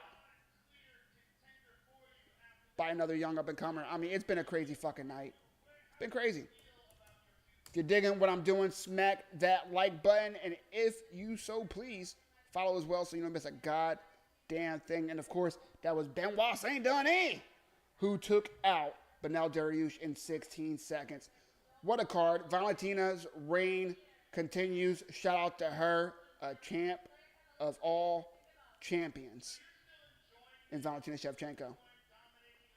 As she said, she's still having a ball. Still has that fire in her. I mean, what are you going to say? When she has performances like this, it is what it is. It's her world. We're just living in it. Creams Creighton says, which fight right now? The co-main event just ended, my friend. Yes, Valentina Shevchenko just held on and retained her title versus the challenger, former 115-pound champion, Zhang Weili. We are about to start the main event. Islam Makhachev versus JDM for the 170-pound title. Will he do it? We're about to find out now. Let's take a look at both of their recent history. Let's do Jack Della Maddalena first. Jack Della, of course, has not fought and defended his belt thus far, but he just won it back in May. That was his only fight. This will be his second fight of 2025. In 2024, he had a win over Gilbert Burns. Before that, a win over both Kevin Holland and Basel Hafez. Let's see, he also had another fight that year, and that was against Randy Brown. He did finish Randy Brown. And in 2022, beat Danny Roberts, Amiv, and Pete Rodriguez, a very active first year in the UFC. Since then, he fights about twice a year. I wasn't expecting him to get a title shot anytime soon, but injuries happen. Next man up, he took advantage of the opportunity and was able to beat Belal Muhammad in a 5-round decision performance. Let's take a look at Islam Makhachev. In my opinion, number one pound-for-pound fighter. They have Ilia Topuria, and we're about to argue about that in 2 seconds. 1 second, let's listen to what Zhang Weili has to say, and then we'll get into the main event. If you haven't already, smack that like button. Appreciate y'all for appreciating me.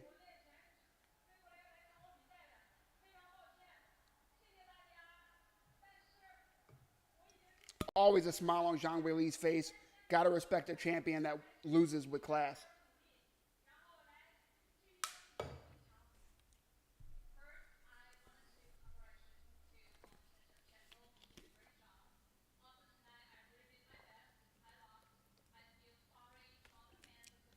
Says she did her best and still lost.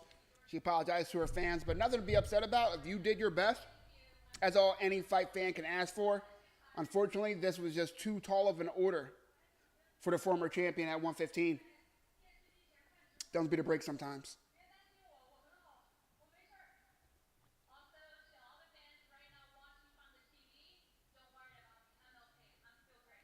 Zhang Weili said to all the fans watching, she's okay. Don't worry about her.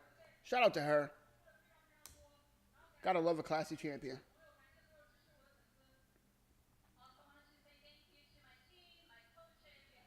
All right, I will only be posting links a couple more times tonight, so grab them while they're hot, my fellow degenerates. Joe Rogan just asked her the only question that matters, do you plan on staying at 125 or going back down?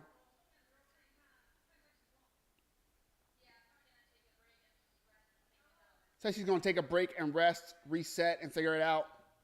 But I got to imagine she was back to 115.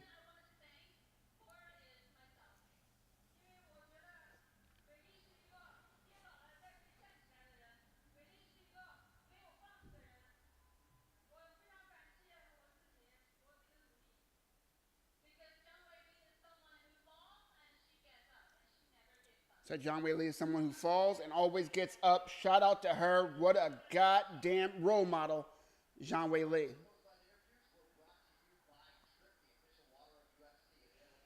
All right, let's get into the impressive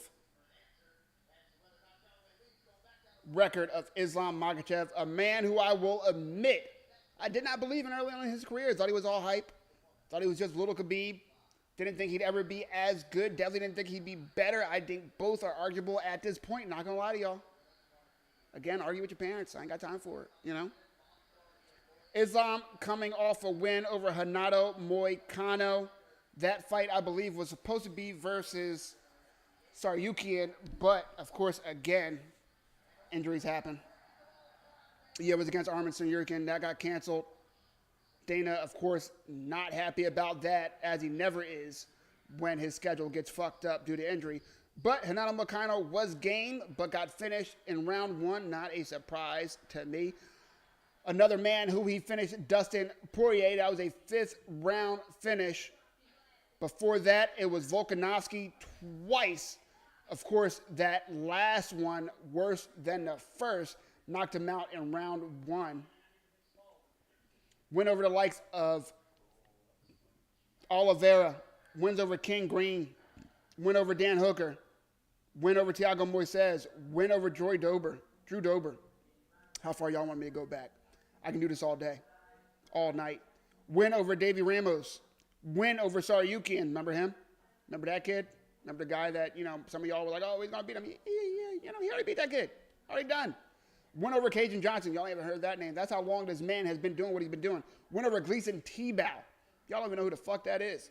Win over Nick Lentz. I mean, we're back in 2016 at this point. All he does is win no matter what. Yes, he has a loss on his record. Yes, he lost early in his UFC career, but he has not looked back since. He has avenged said loss. He's been making everybody look silly. He has the grappling chops of Khabib, and where he, by a littlest margin, doesn't stack up to the grappling of Khabib, he more than surpasses the striking of said Khabib. The striking of Islam Makhachev is tempered but dangerous. It's quick, it's powerful, and it's smart. And he mixes it in perfectly to go along with his lights-out grappling. He is one of the most dangerous men on the goddamn planet. I think he becomes a two-weight division. Sure, it's not simultaneous because fucking Dana made him give up his title as soon as he said he wanted to dare to be great. It is what it is, but he is going to get his second belt tonight if this man with the golden mic is to be believed. We're about to find out. Let's go. Is this Makhachev's fight? Yes, sir. What time does the fight start? That's from Rosette. The fight is about to start probably within the next 10 minutes. We should see them walking out soon. They will be throwing fisticuffs by 12:30. So in about 15 minutes, we should see them both square the fuck up. Let's go. If y'all need links, closed mouths don't be fed. I'll be posting them a few times before this fight starts. And then your boy's going to be a fan. I'll be watching. I'll be locked in. Let's go, baby.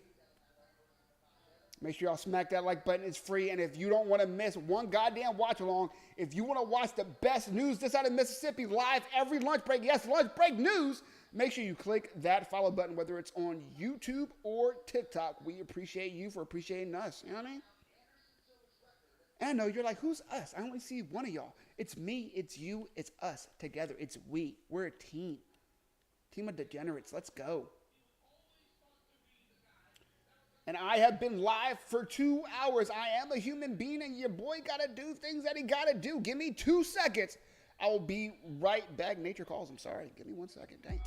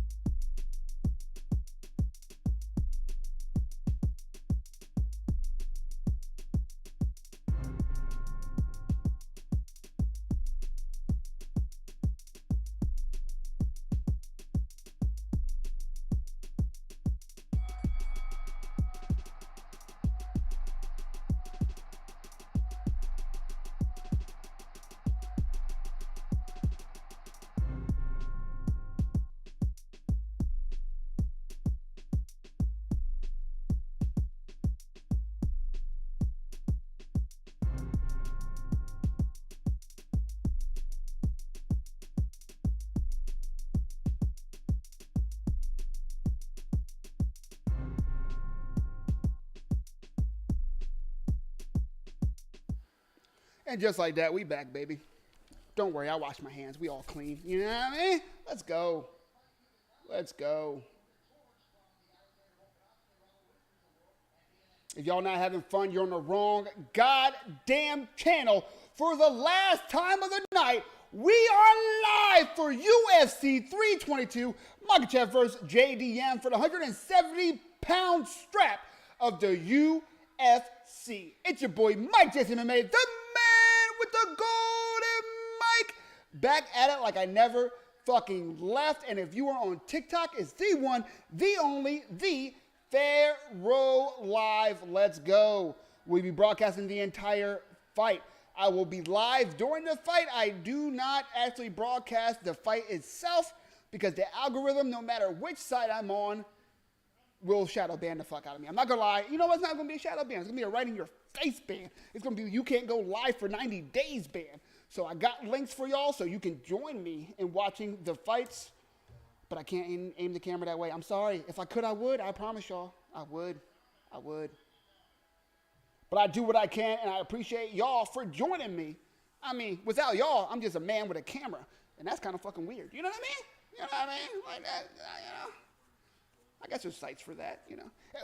We're not doing it. It's just TikTok and YouTube around here. You know what I mean? Like, I'm not that desperate for money right now. You know, I might be. How much money? Okay? How much? We're not even going to have that conversation. Y'all not ready for that conversation. You know what? We're going to keep it PG-13 here. I'm sorry, y'all. I apologize. I was just brainstorming out loud. Like, that wasn't real goals of my life. You know what I mean? I was just talking. Hope everyone's having a good time tonight. It's been a hell of a night of fights, and I think this is going to be exactly the same. Cannot wait. If you haven't been watching along, let me tell you what's going on so far. First, Beneil Dariush versus Benoit Saint-Denis. What was on the line? Beneil Dariush was trying to make his way back to a title shot. A long road ahead in a division like 155 that's only getting younger, only getting scarier, only getting more dangerous. And then you still got names like Justin Gaethje, who just won't go the fuck away and is just as dangerous as he was 5 years ago, right? He gets sent to the fucking Shadow Realm in 16 seconds by Benoit Saint-Denis. Did not see that coming, but I guess neither did Dariush. After that, you had Leon Edwards, the former champion of 170, fighting Carlos Prates. Leon Edwards was coming off a loss versus Shawn Brady. He, too, was trying to get back to the belt to reclaim his title. However, Carlos Prates said, "Hold my beer."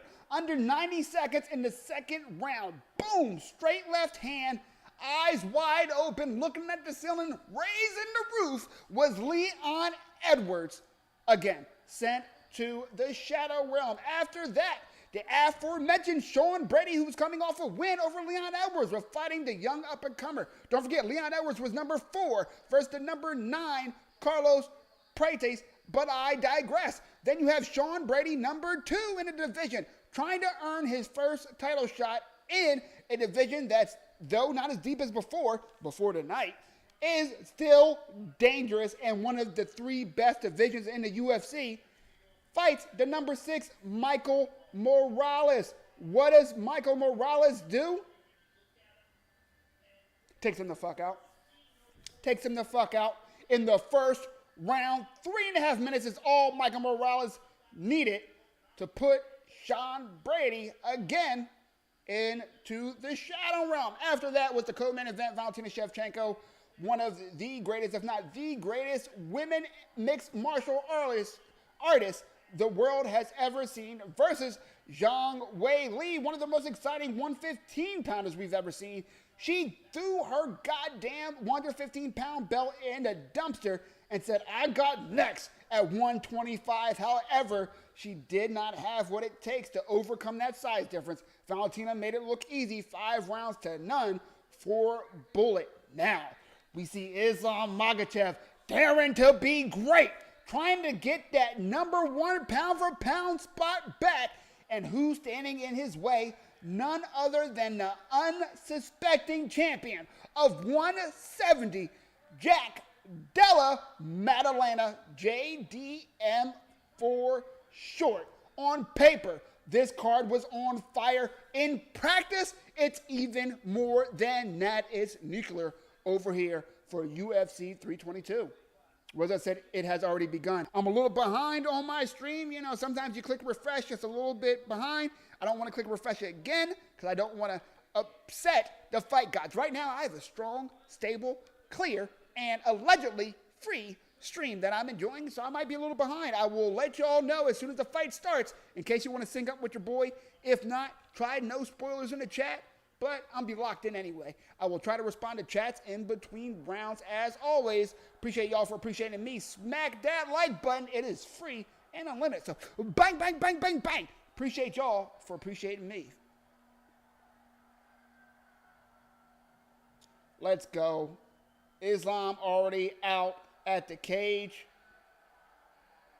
JDM now walking out.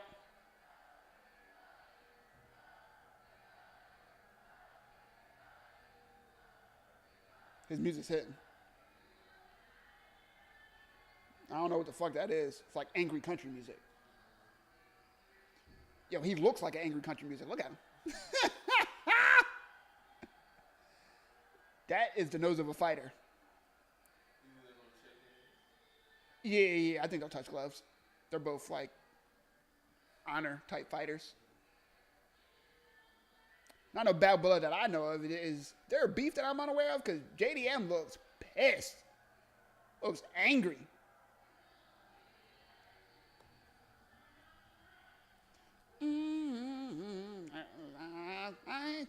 Music tripping. Let's go.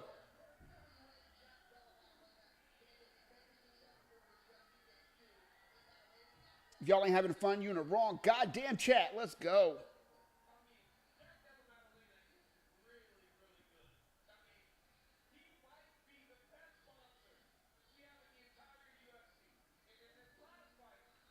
All right, last time of the night, I'm going to go ahead and give y'all 2 links.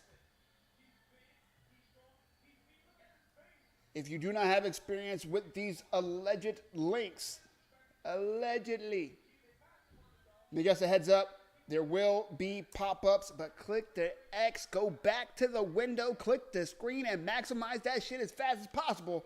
And then you too, allegedly, will be watching the fights along with your boy. Let's go. Mike just even man with the golden mic on YouTube. The one, the only, the Pharaoh Live on TikTok. No matter what channel, no matter what website, one thing is true. This mic is golden. Come on now, this is just fucking facts. I'm a goddamn journalist. Simple as that. I'm a journalist. Press pass. You know what I mean? Let's go, baby.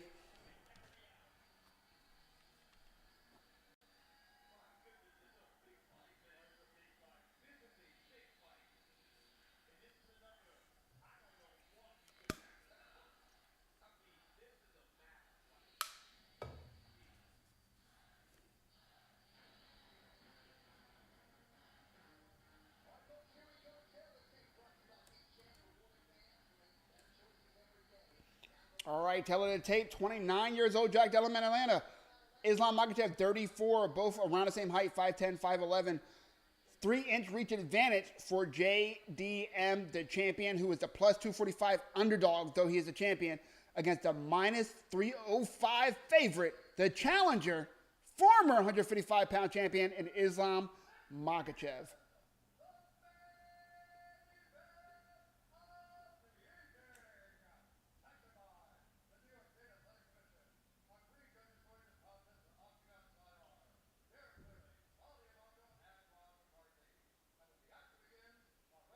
JDM record 18-2, 12 wins by knockout, so he does leave these hands.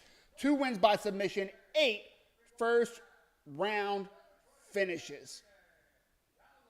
Both men do have the ability to finish. DELLA MADDALENA has a couple submissions, but Islam is really going to have an advantage against damn near anybody in the UFC in the grappling compartment. Let's be real. I'm assuming it was broke before. And of course, Islam is on a 15-fight win streak, 27-1 in his career. 5 wins by knockout, 13 by submission.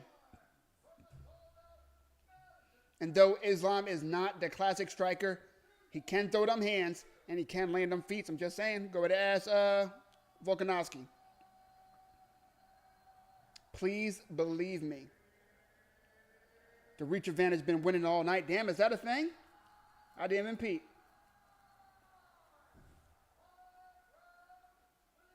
Let's go.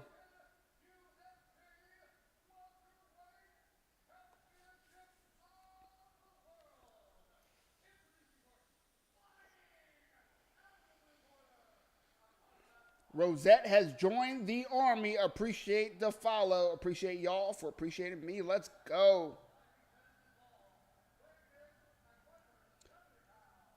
Best goddamn profile on the internet, if you ask me. I'm not sure if they asked me, but that's what I'm saying. That's my answer. Who the best? We the best. You know what I mean?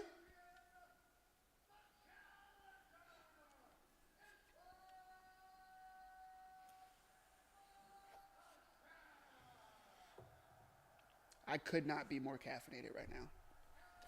Woo! You know what I mean? Let's go.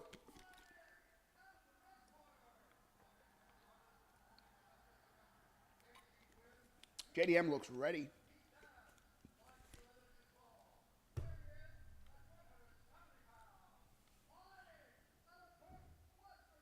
Jack Della looks like you have to hit him with a 2x4 to put him down. Like if I were to if you were saying hey, play this game to create a character, and the character is going to be offing people in the woods at night, he would look like JDM. He'd have a JDM face. Like if we're creating the next horror movie film, villain, it's JDM. Look at him. Man looks possessed. Islam stoic and ready as always. Looks like he filled out pretty well at 170. They do touch gloves. Let's go. Are y'all ready, baby? Let's go.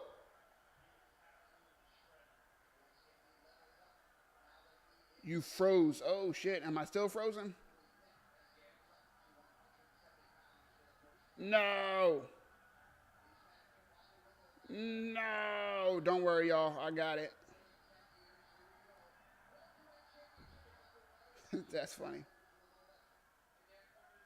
I got too hype. Ooh. JDM all over him early.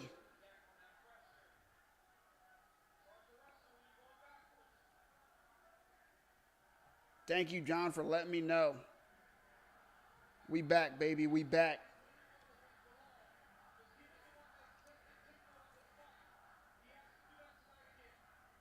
If JDM wants to win, he's going to have to do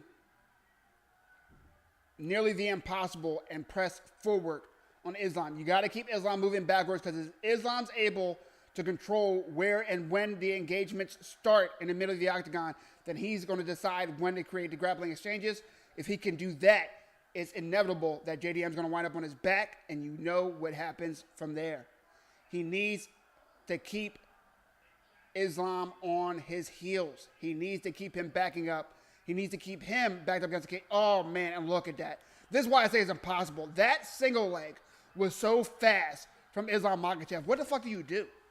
Next thing you know, your knee is in the chest of Islam, and it's curtains from there. Islam already searching for the arm triangle.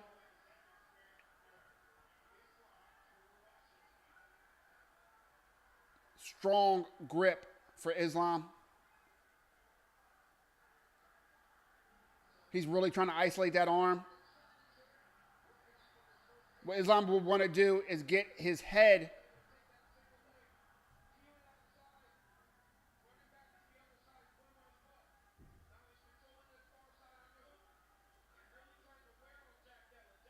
JDM really has his legs tangled up on Islam, but it's not locked. So Islam, if he sprawls out, should be able to leak out of that loose half guard of JDM.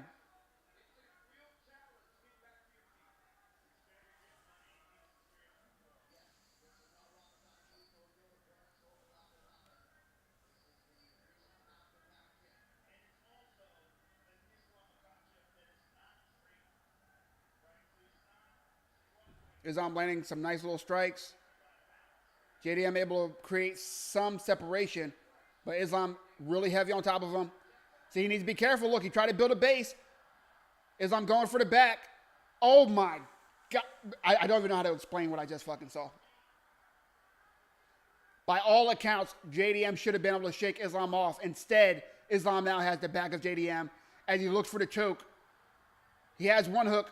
He's trying to sneak in a second. He does. Oh, JDM's in trouble. There's 2 minutes left. He tries to dump Islam off, not able to. Islam goes with it and now winds up in half guard. Still on top, still heavy. This is not what you want if you're in the corner of JDM.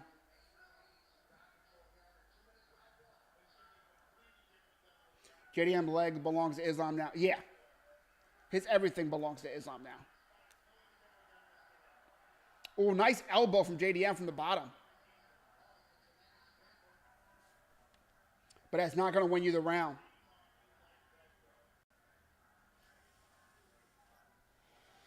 I can count on one hand how many times I've seen someone end a fight or stagger a fighter from a strike from the bottom. Damn near impossible. Against Islam, you might as well say it's impossible. It's not happening. He has a 2-on-1, JDM does. That'll stop Islam from progressing, but it will not help JDM get out of this position. Didn't last long. Islam right back to strikes, trying to score, not taking any chances, peppering JDM while he has the advantage.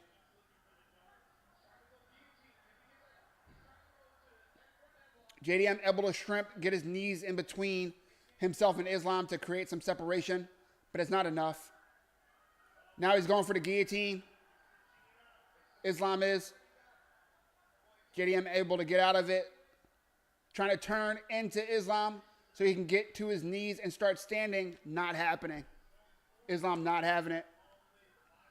That was good though, honestly. Most people don't get back to their back after Islam take it. Yeah, that's a fact.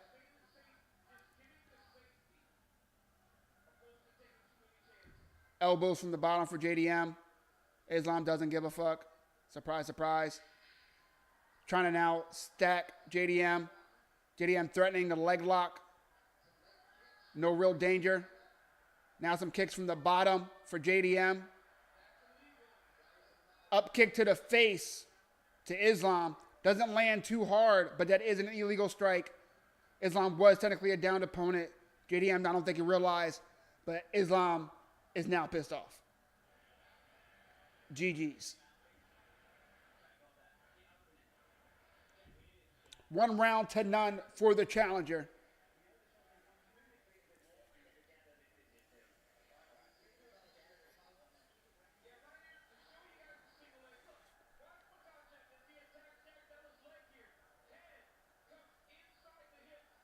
Look at this takedown. Look at that. Face the jab right there. Just scoops it up. Knee doesn't even touch the ground to get in there. Just scoops it up. It's ridiculous how fast he does that. Puts it between his leg. Puts it around, and then bam, trips out the other leg. Beautiful. Beautiful. You can't teach it better.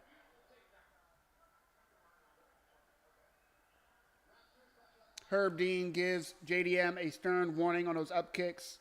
I get it. It was a mistake. Don't want to take a point. It didn't hurt Islam, presumably.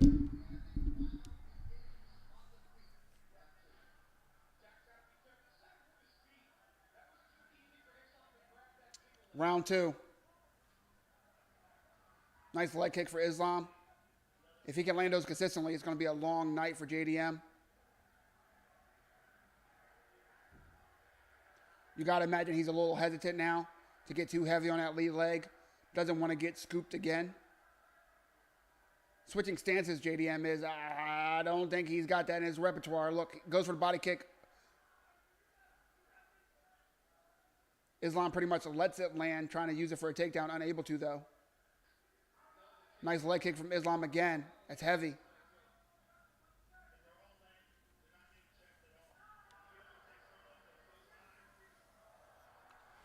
Nice uppercut for Islam.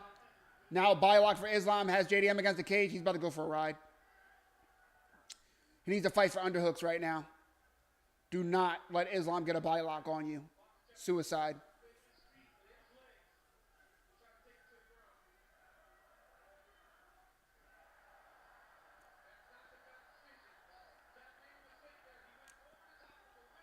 He tried to get a takedown on Islam with nothing but a wizard.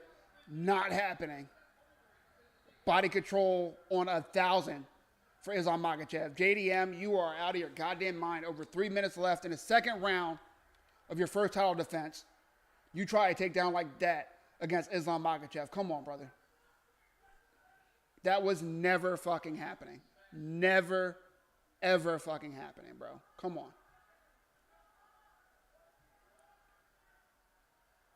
Why would JDM try to take down? I don't know. That's what I'm wondering. I have no idea. That was insane.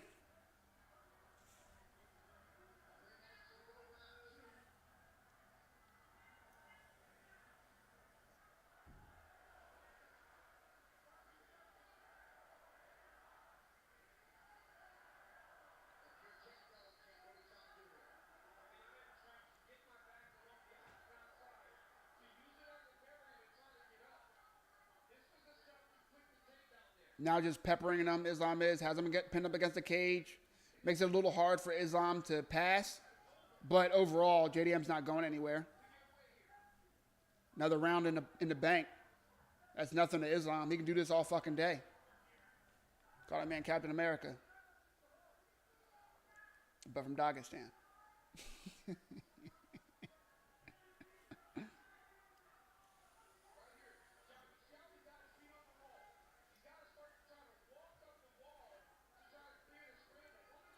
JDM closed guard and half guard. I mean, that's not going to get you anywhere.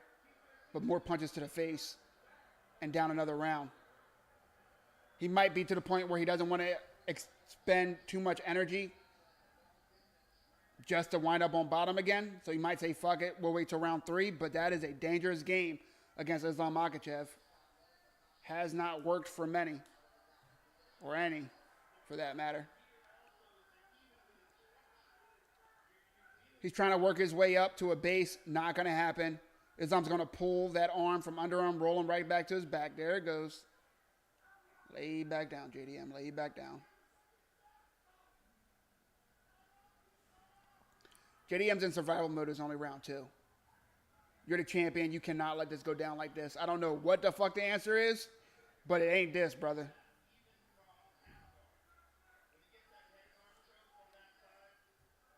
But I think JDM might be in the mode where he's like, shit, if I make it to the bell, that's a win. Round 3 starts on the feet. Go from there.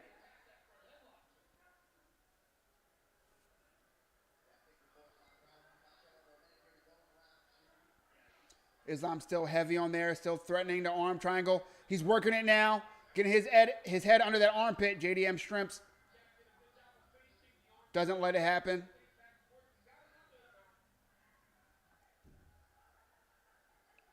JDM trying to work a submission, but he's below the shoulder. It's not going to happen. Now eating some elbows for it.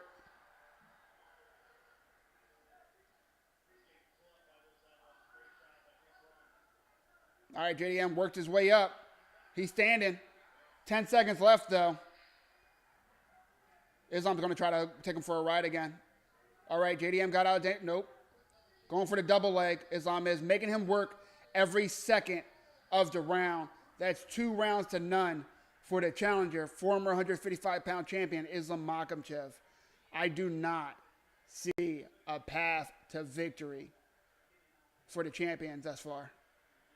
This is the opposite of the circumstances we saw in the co-main event, where the champion was lights out all 5 rounds. So far, this champion was like a fish out of water against someone at skill level, Islam Makhachev. And not for nothing, this is the most talented fighter that most people will ever fight. Definitely the most talented fighter that JDM has ever fought. By far. Who else even comes close?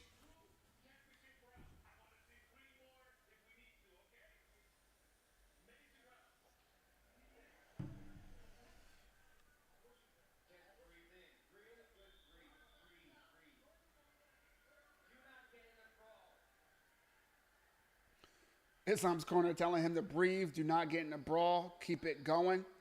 Sound advice from a very impressive corner, as always.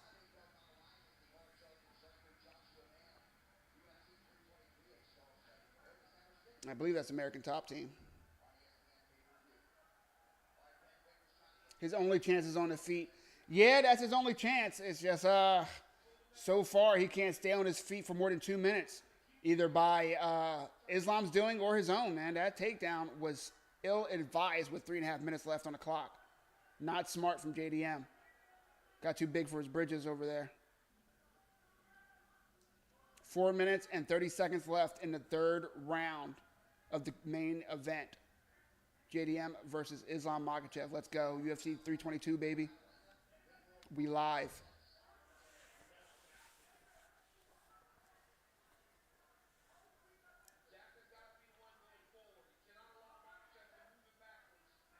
DC says the thing that I was preaching from the beginning.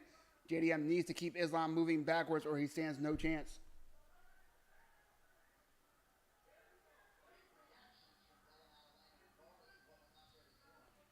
And I'll say this, JDM looks bigger than what I thought he would look in there against Islam. Of course, Islam was moving up a weight class. I get it, but he was a big 155er. I thought he'd be about the same size as JDM. JDM does look like the bigger guy, but it just doesn't fucking matter. He is pressing forward. He is throwing strikes, but not landing it. Oh, my God, that combination was fast. Most miss, but Islam is dangerous. A 1-2 followed by a head kick that JDM was able to duck under. Now in the clinch, JDM throwing strikes while he can. Islam lands a couple knees, but then breaks out of the clinch, which I think was a smart move. JDM was looking decent in that clinch. And if you're wondering why JDM doesn't initiate that clinch, it's because he'll probably wind up on his neck. And a double, oh my God, that double leg. So quick and just threw JDM's defenses like butter, man. It was just over by the time it started. What do you do about that? Islam now trying to go for the guillotine, always looking for the finish. Might not always get it, but always looking for it.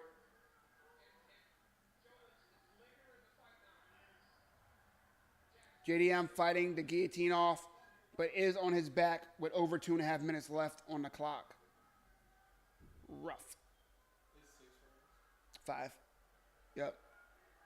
2 more rounds after this. We're officially halfway through the main event, and it's been nothing but domination from Islam Makhachev.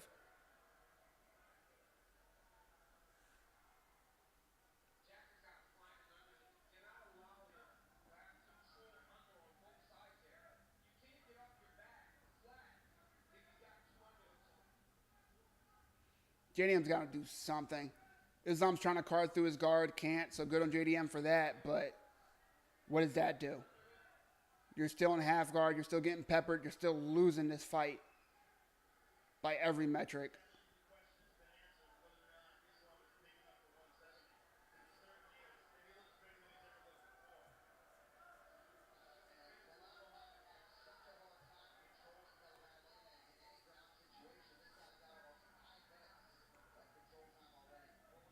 Islam just heavy. Causing JDM discomfort. I'm not sure exactly where the discomfort's coming from, but JDM's not liking what Islam's doing.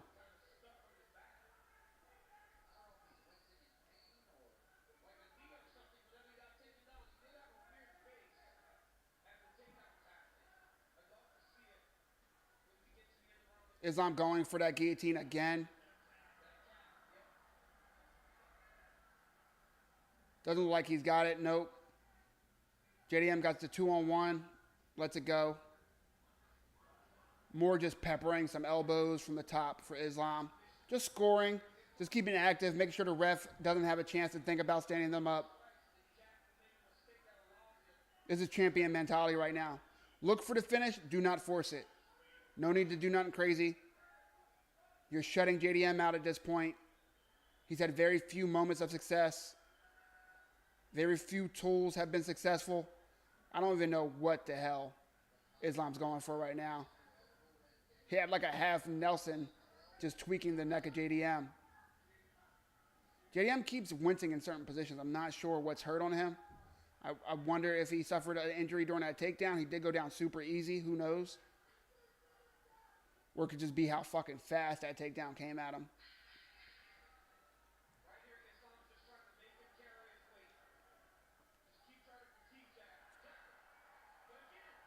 Jack tries to go for a reversal and winds up on his neck again. That is 3 rounds to none. Is his calf hurt?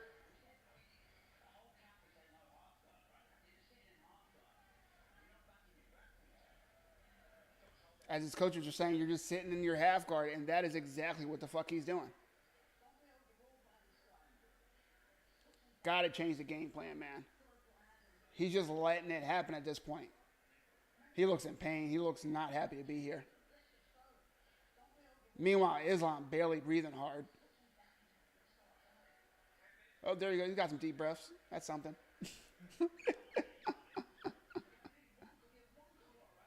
2 more rounds for Islam Makhachev. An eternity ahead for JDM.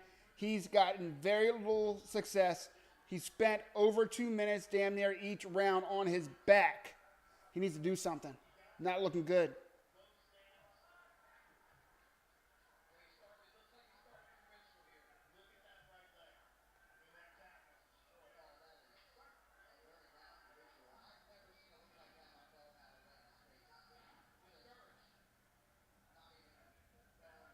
11 minutes of control time for the champion already. 3 for 3 on takedowns. And as you hear Joe Rogan discussing, it sounds like JDM's calf is messed up. Nice body kick for Islam. He jumped with it, though. That did take a little bit of the pop away, but did land. Still going for those leg kicks, too. Give me 2 seconds.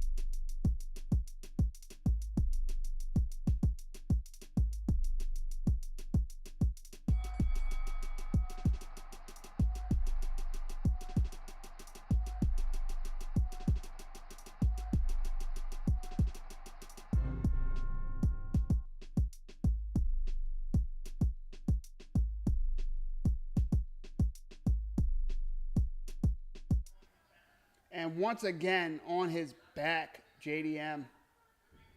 I mean, there's just no recourse at this point.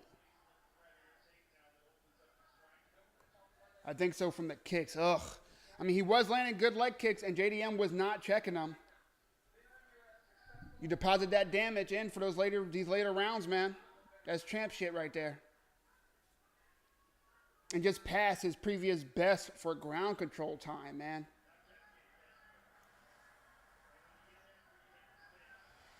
Islam on the back of JDM. He's going to be looking for the choke. Can JDM defend it? Half the round left.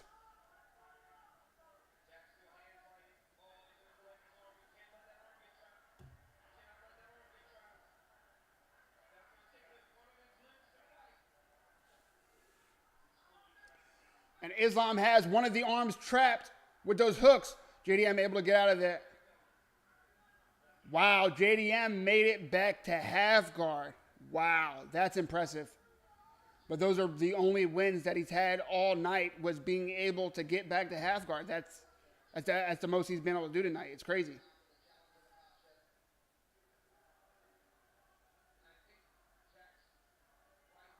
Bull says, this is all over. Yeah, this is over. It looks like it.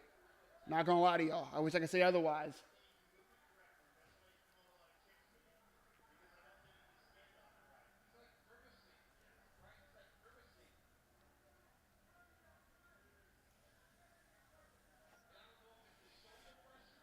Says, I thought it was done. I mean, look, it's pretty much done. I don't know what to tell you. It's done-ish. It's done-ish.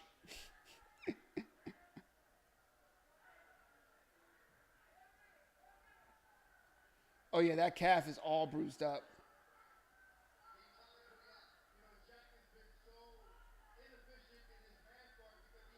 Oh, it's bruised all the way around. Ugh. You see that? This calf is nasty.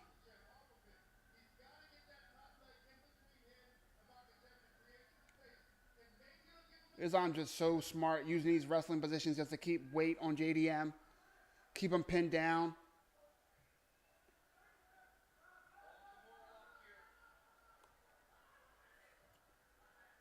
Islam going for the arm, isolating it, trying to go for Kimura. JDM able to fight out of it, able to get his back against the cage. Only 15 seconds left, though, even if he wall walks up, which he is doing. It's not going to mean much. 5 seconds left.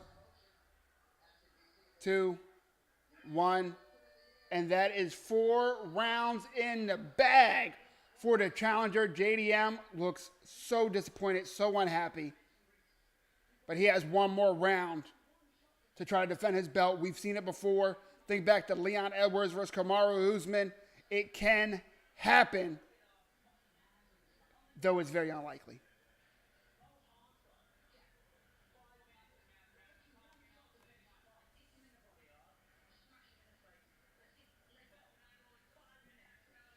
The last round for the last time of the night.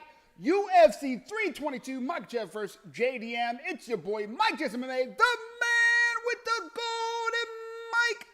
Back at it like I never fucking left. If you haven't already, make sure you click that follow button so you don't miss a goddamn watch along. We will be back early December for UFC 223. Marab versus Jan 2. Cannot wait for that card as round 5 begins for the main event. Let's go, baby. We out.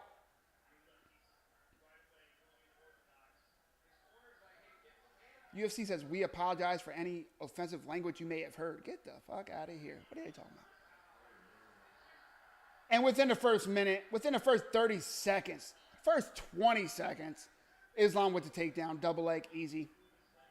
Easy. It's easy.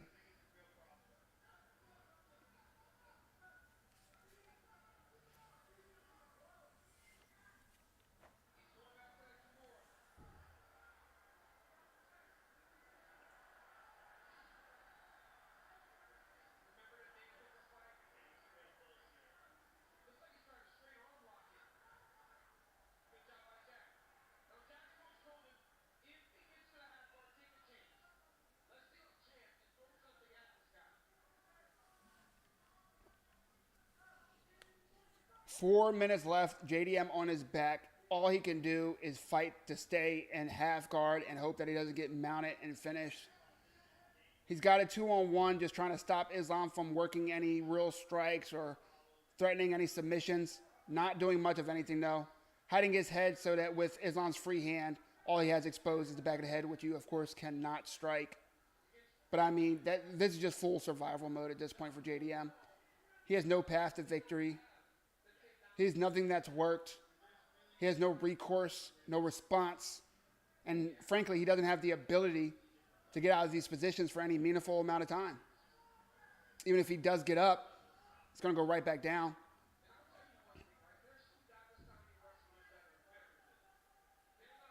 And there's the mental block, right? You can say, oh, just get up, just give your back to create a scramble.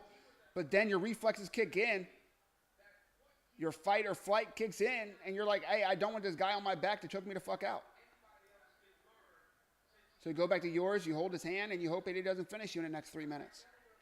That's the reality of the champion, JDM, now. This is just domination. Islam, for as long as he wants to do it, is going to be doing this to everybody, presumably. Like, is JDM the best 170-pounder? He is the champion. Is he the best? I don't think so. Do I see this going any different against any other 170-pounder? Not really. I mean, Shavkat, that'd be interesting. Bilal, we're not going to see it. They have the same management team. Bilal very close to Khabib and his whole camp. Ian McGarry gets mauled, as far as I'm concerned. But the winner of Shavkat versus Gary likely have next. And you may see Morales and Prates, who we saw get huge victories, two young fighters. You might see them in a non-pay-per-view main event soon.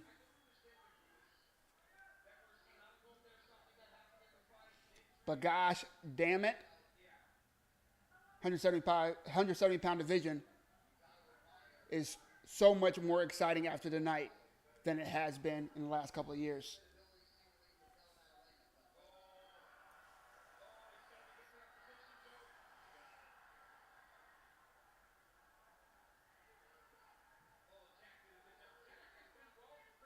Islam now still on top, north-south position. Goes back in the half guard. He feels more comfortable there. Lands some more strikes. Works some submissions. He has a minute left until he gets his second weight class title. It's as simple as that. No ifs, ands, or buts about it. Over 17 minutes of control time. Come on. Fights are only 25 minutes. I need y'all to understand that. He's got over 3 rounds worth of ground control. Yikes. Against a champion. In a weight class above the weight class you've been fighting your whole career. So fucking impressive, Islam Makhachev. Give that man his #1 pound-for-pound spot back. This is bullshit. Ilia Topuria, you're impressive. You got your second title. I get it, but you didn't beat the champion. Islam was the reigning champion and now is beating the champion for another title. He's been doing it longer. He's got more high-quality scalps than Ilia Topuria. And that should be 5 rounds to none for Islam Makhachev. We will listen for the official scorecards, but I'm guessing it's going to be 50-44, 5 rounds to none, 110-8 mixed in. Let's see. Nothing but class for Islam, shaking the hands of all the coaches. Looking like a mass murderer right now. Khabib embraces Islam. Love seeing it. Torch officially, if it hasn't already, passed to Islam, who has to be #1 pound for pound. I'll keep saying it. I've been saying it all night. Give that man his flowers. We'll listen to the results, and then the night's going to come to the end. If you haven't clicked that follow button, you're fucking up. Go ahead and click it. Also, for free, smash that like button so the algo can know you dug what I was doing. Appreciate you for appreciating us.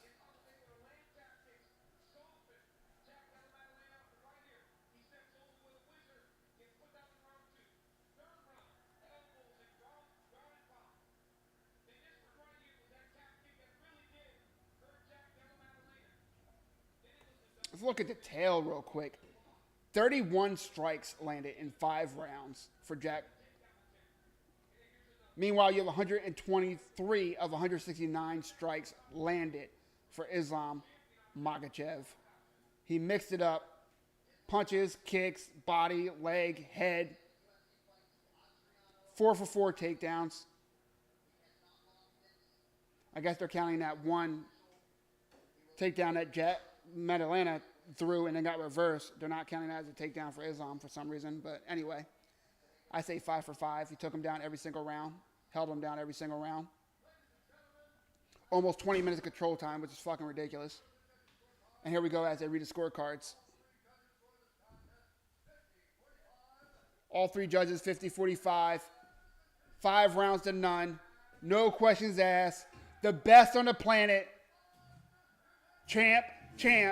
2 belts. Islam Makhachev. The best out right now. The class of MMA. This has been the one, the only, the Pharaoh live and on YouTube. Mike is MMA, the man with the golden mic. And I will see you on TikTok on Monday for lunch break news around 12:30 p.m. Eastern Standard Time. And on YouTube, December 3rd, UFC 323. Appreciate y'all for appreciating us. This has been another great night of fights, a great night of chat, and a fucking fun time with friends. Come on.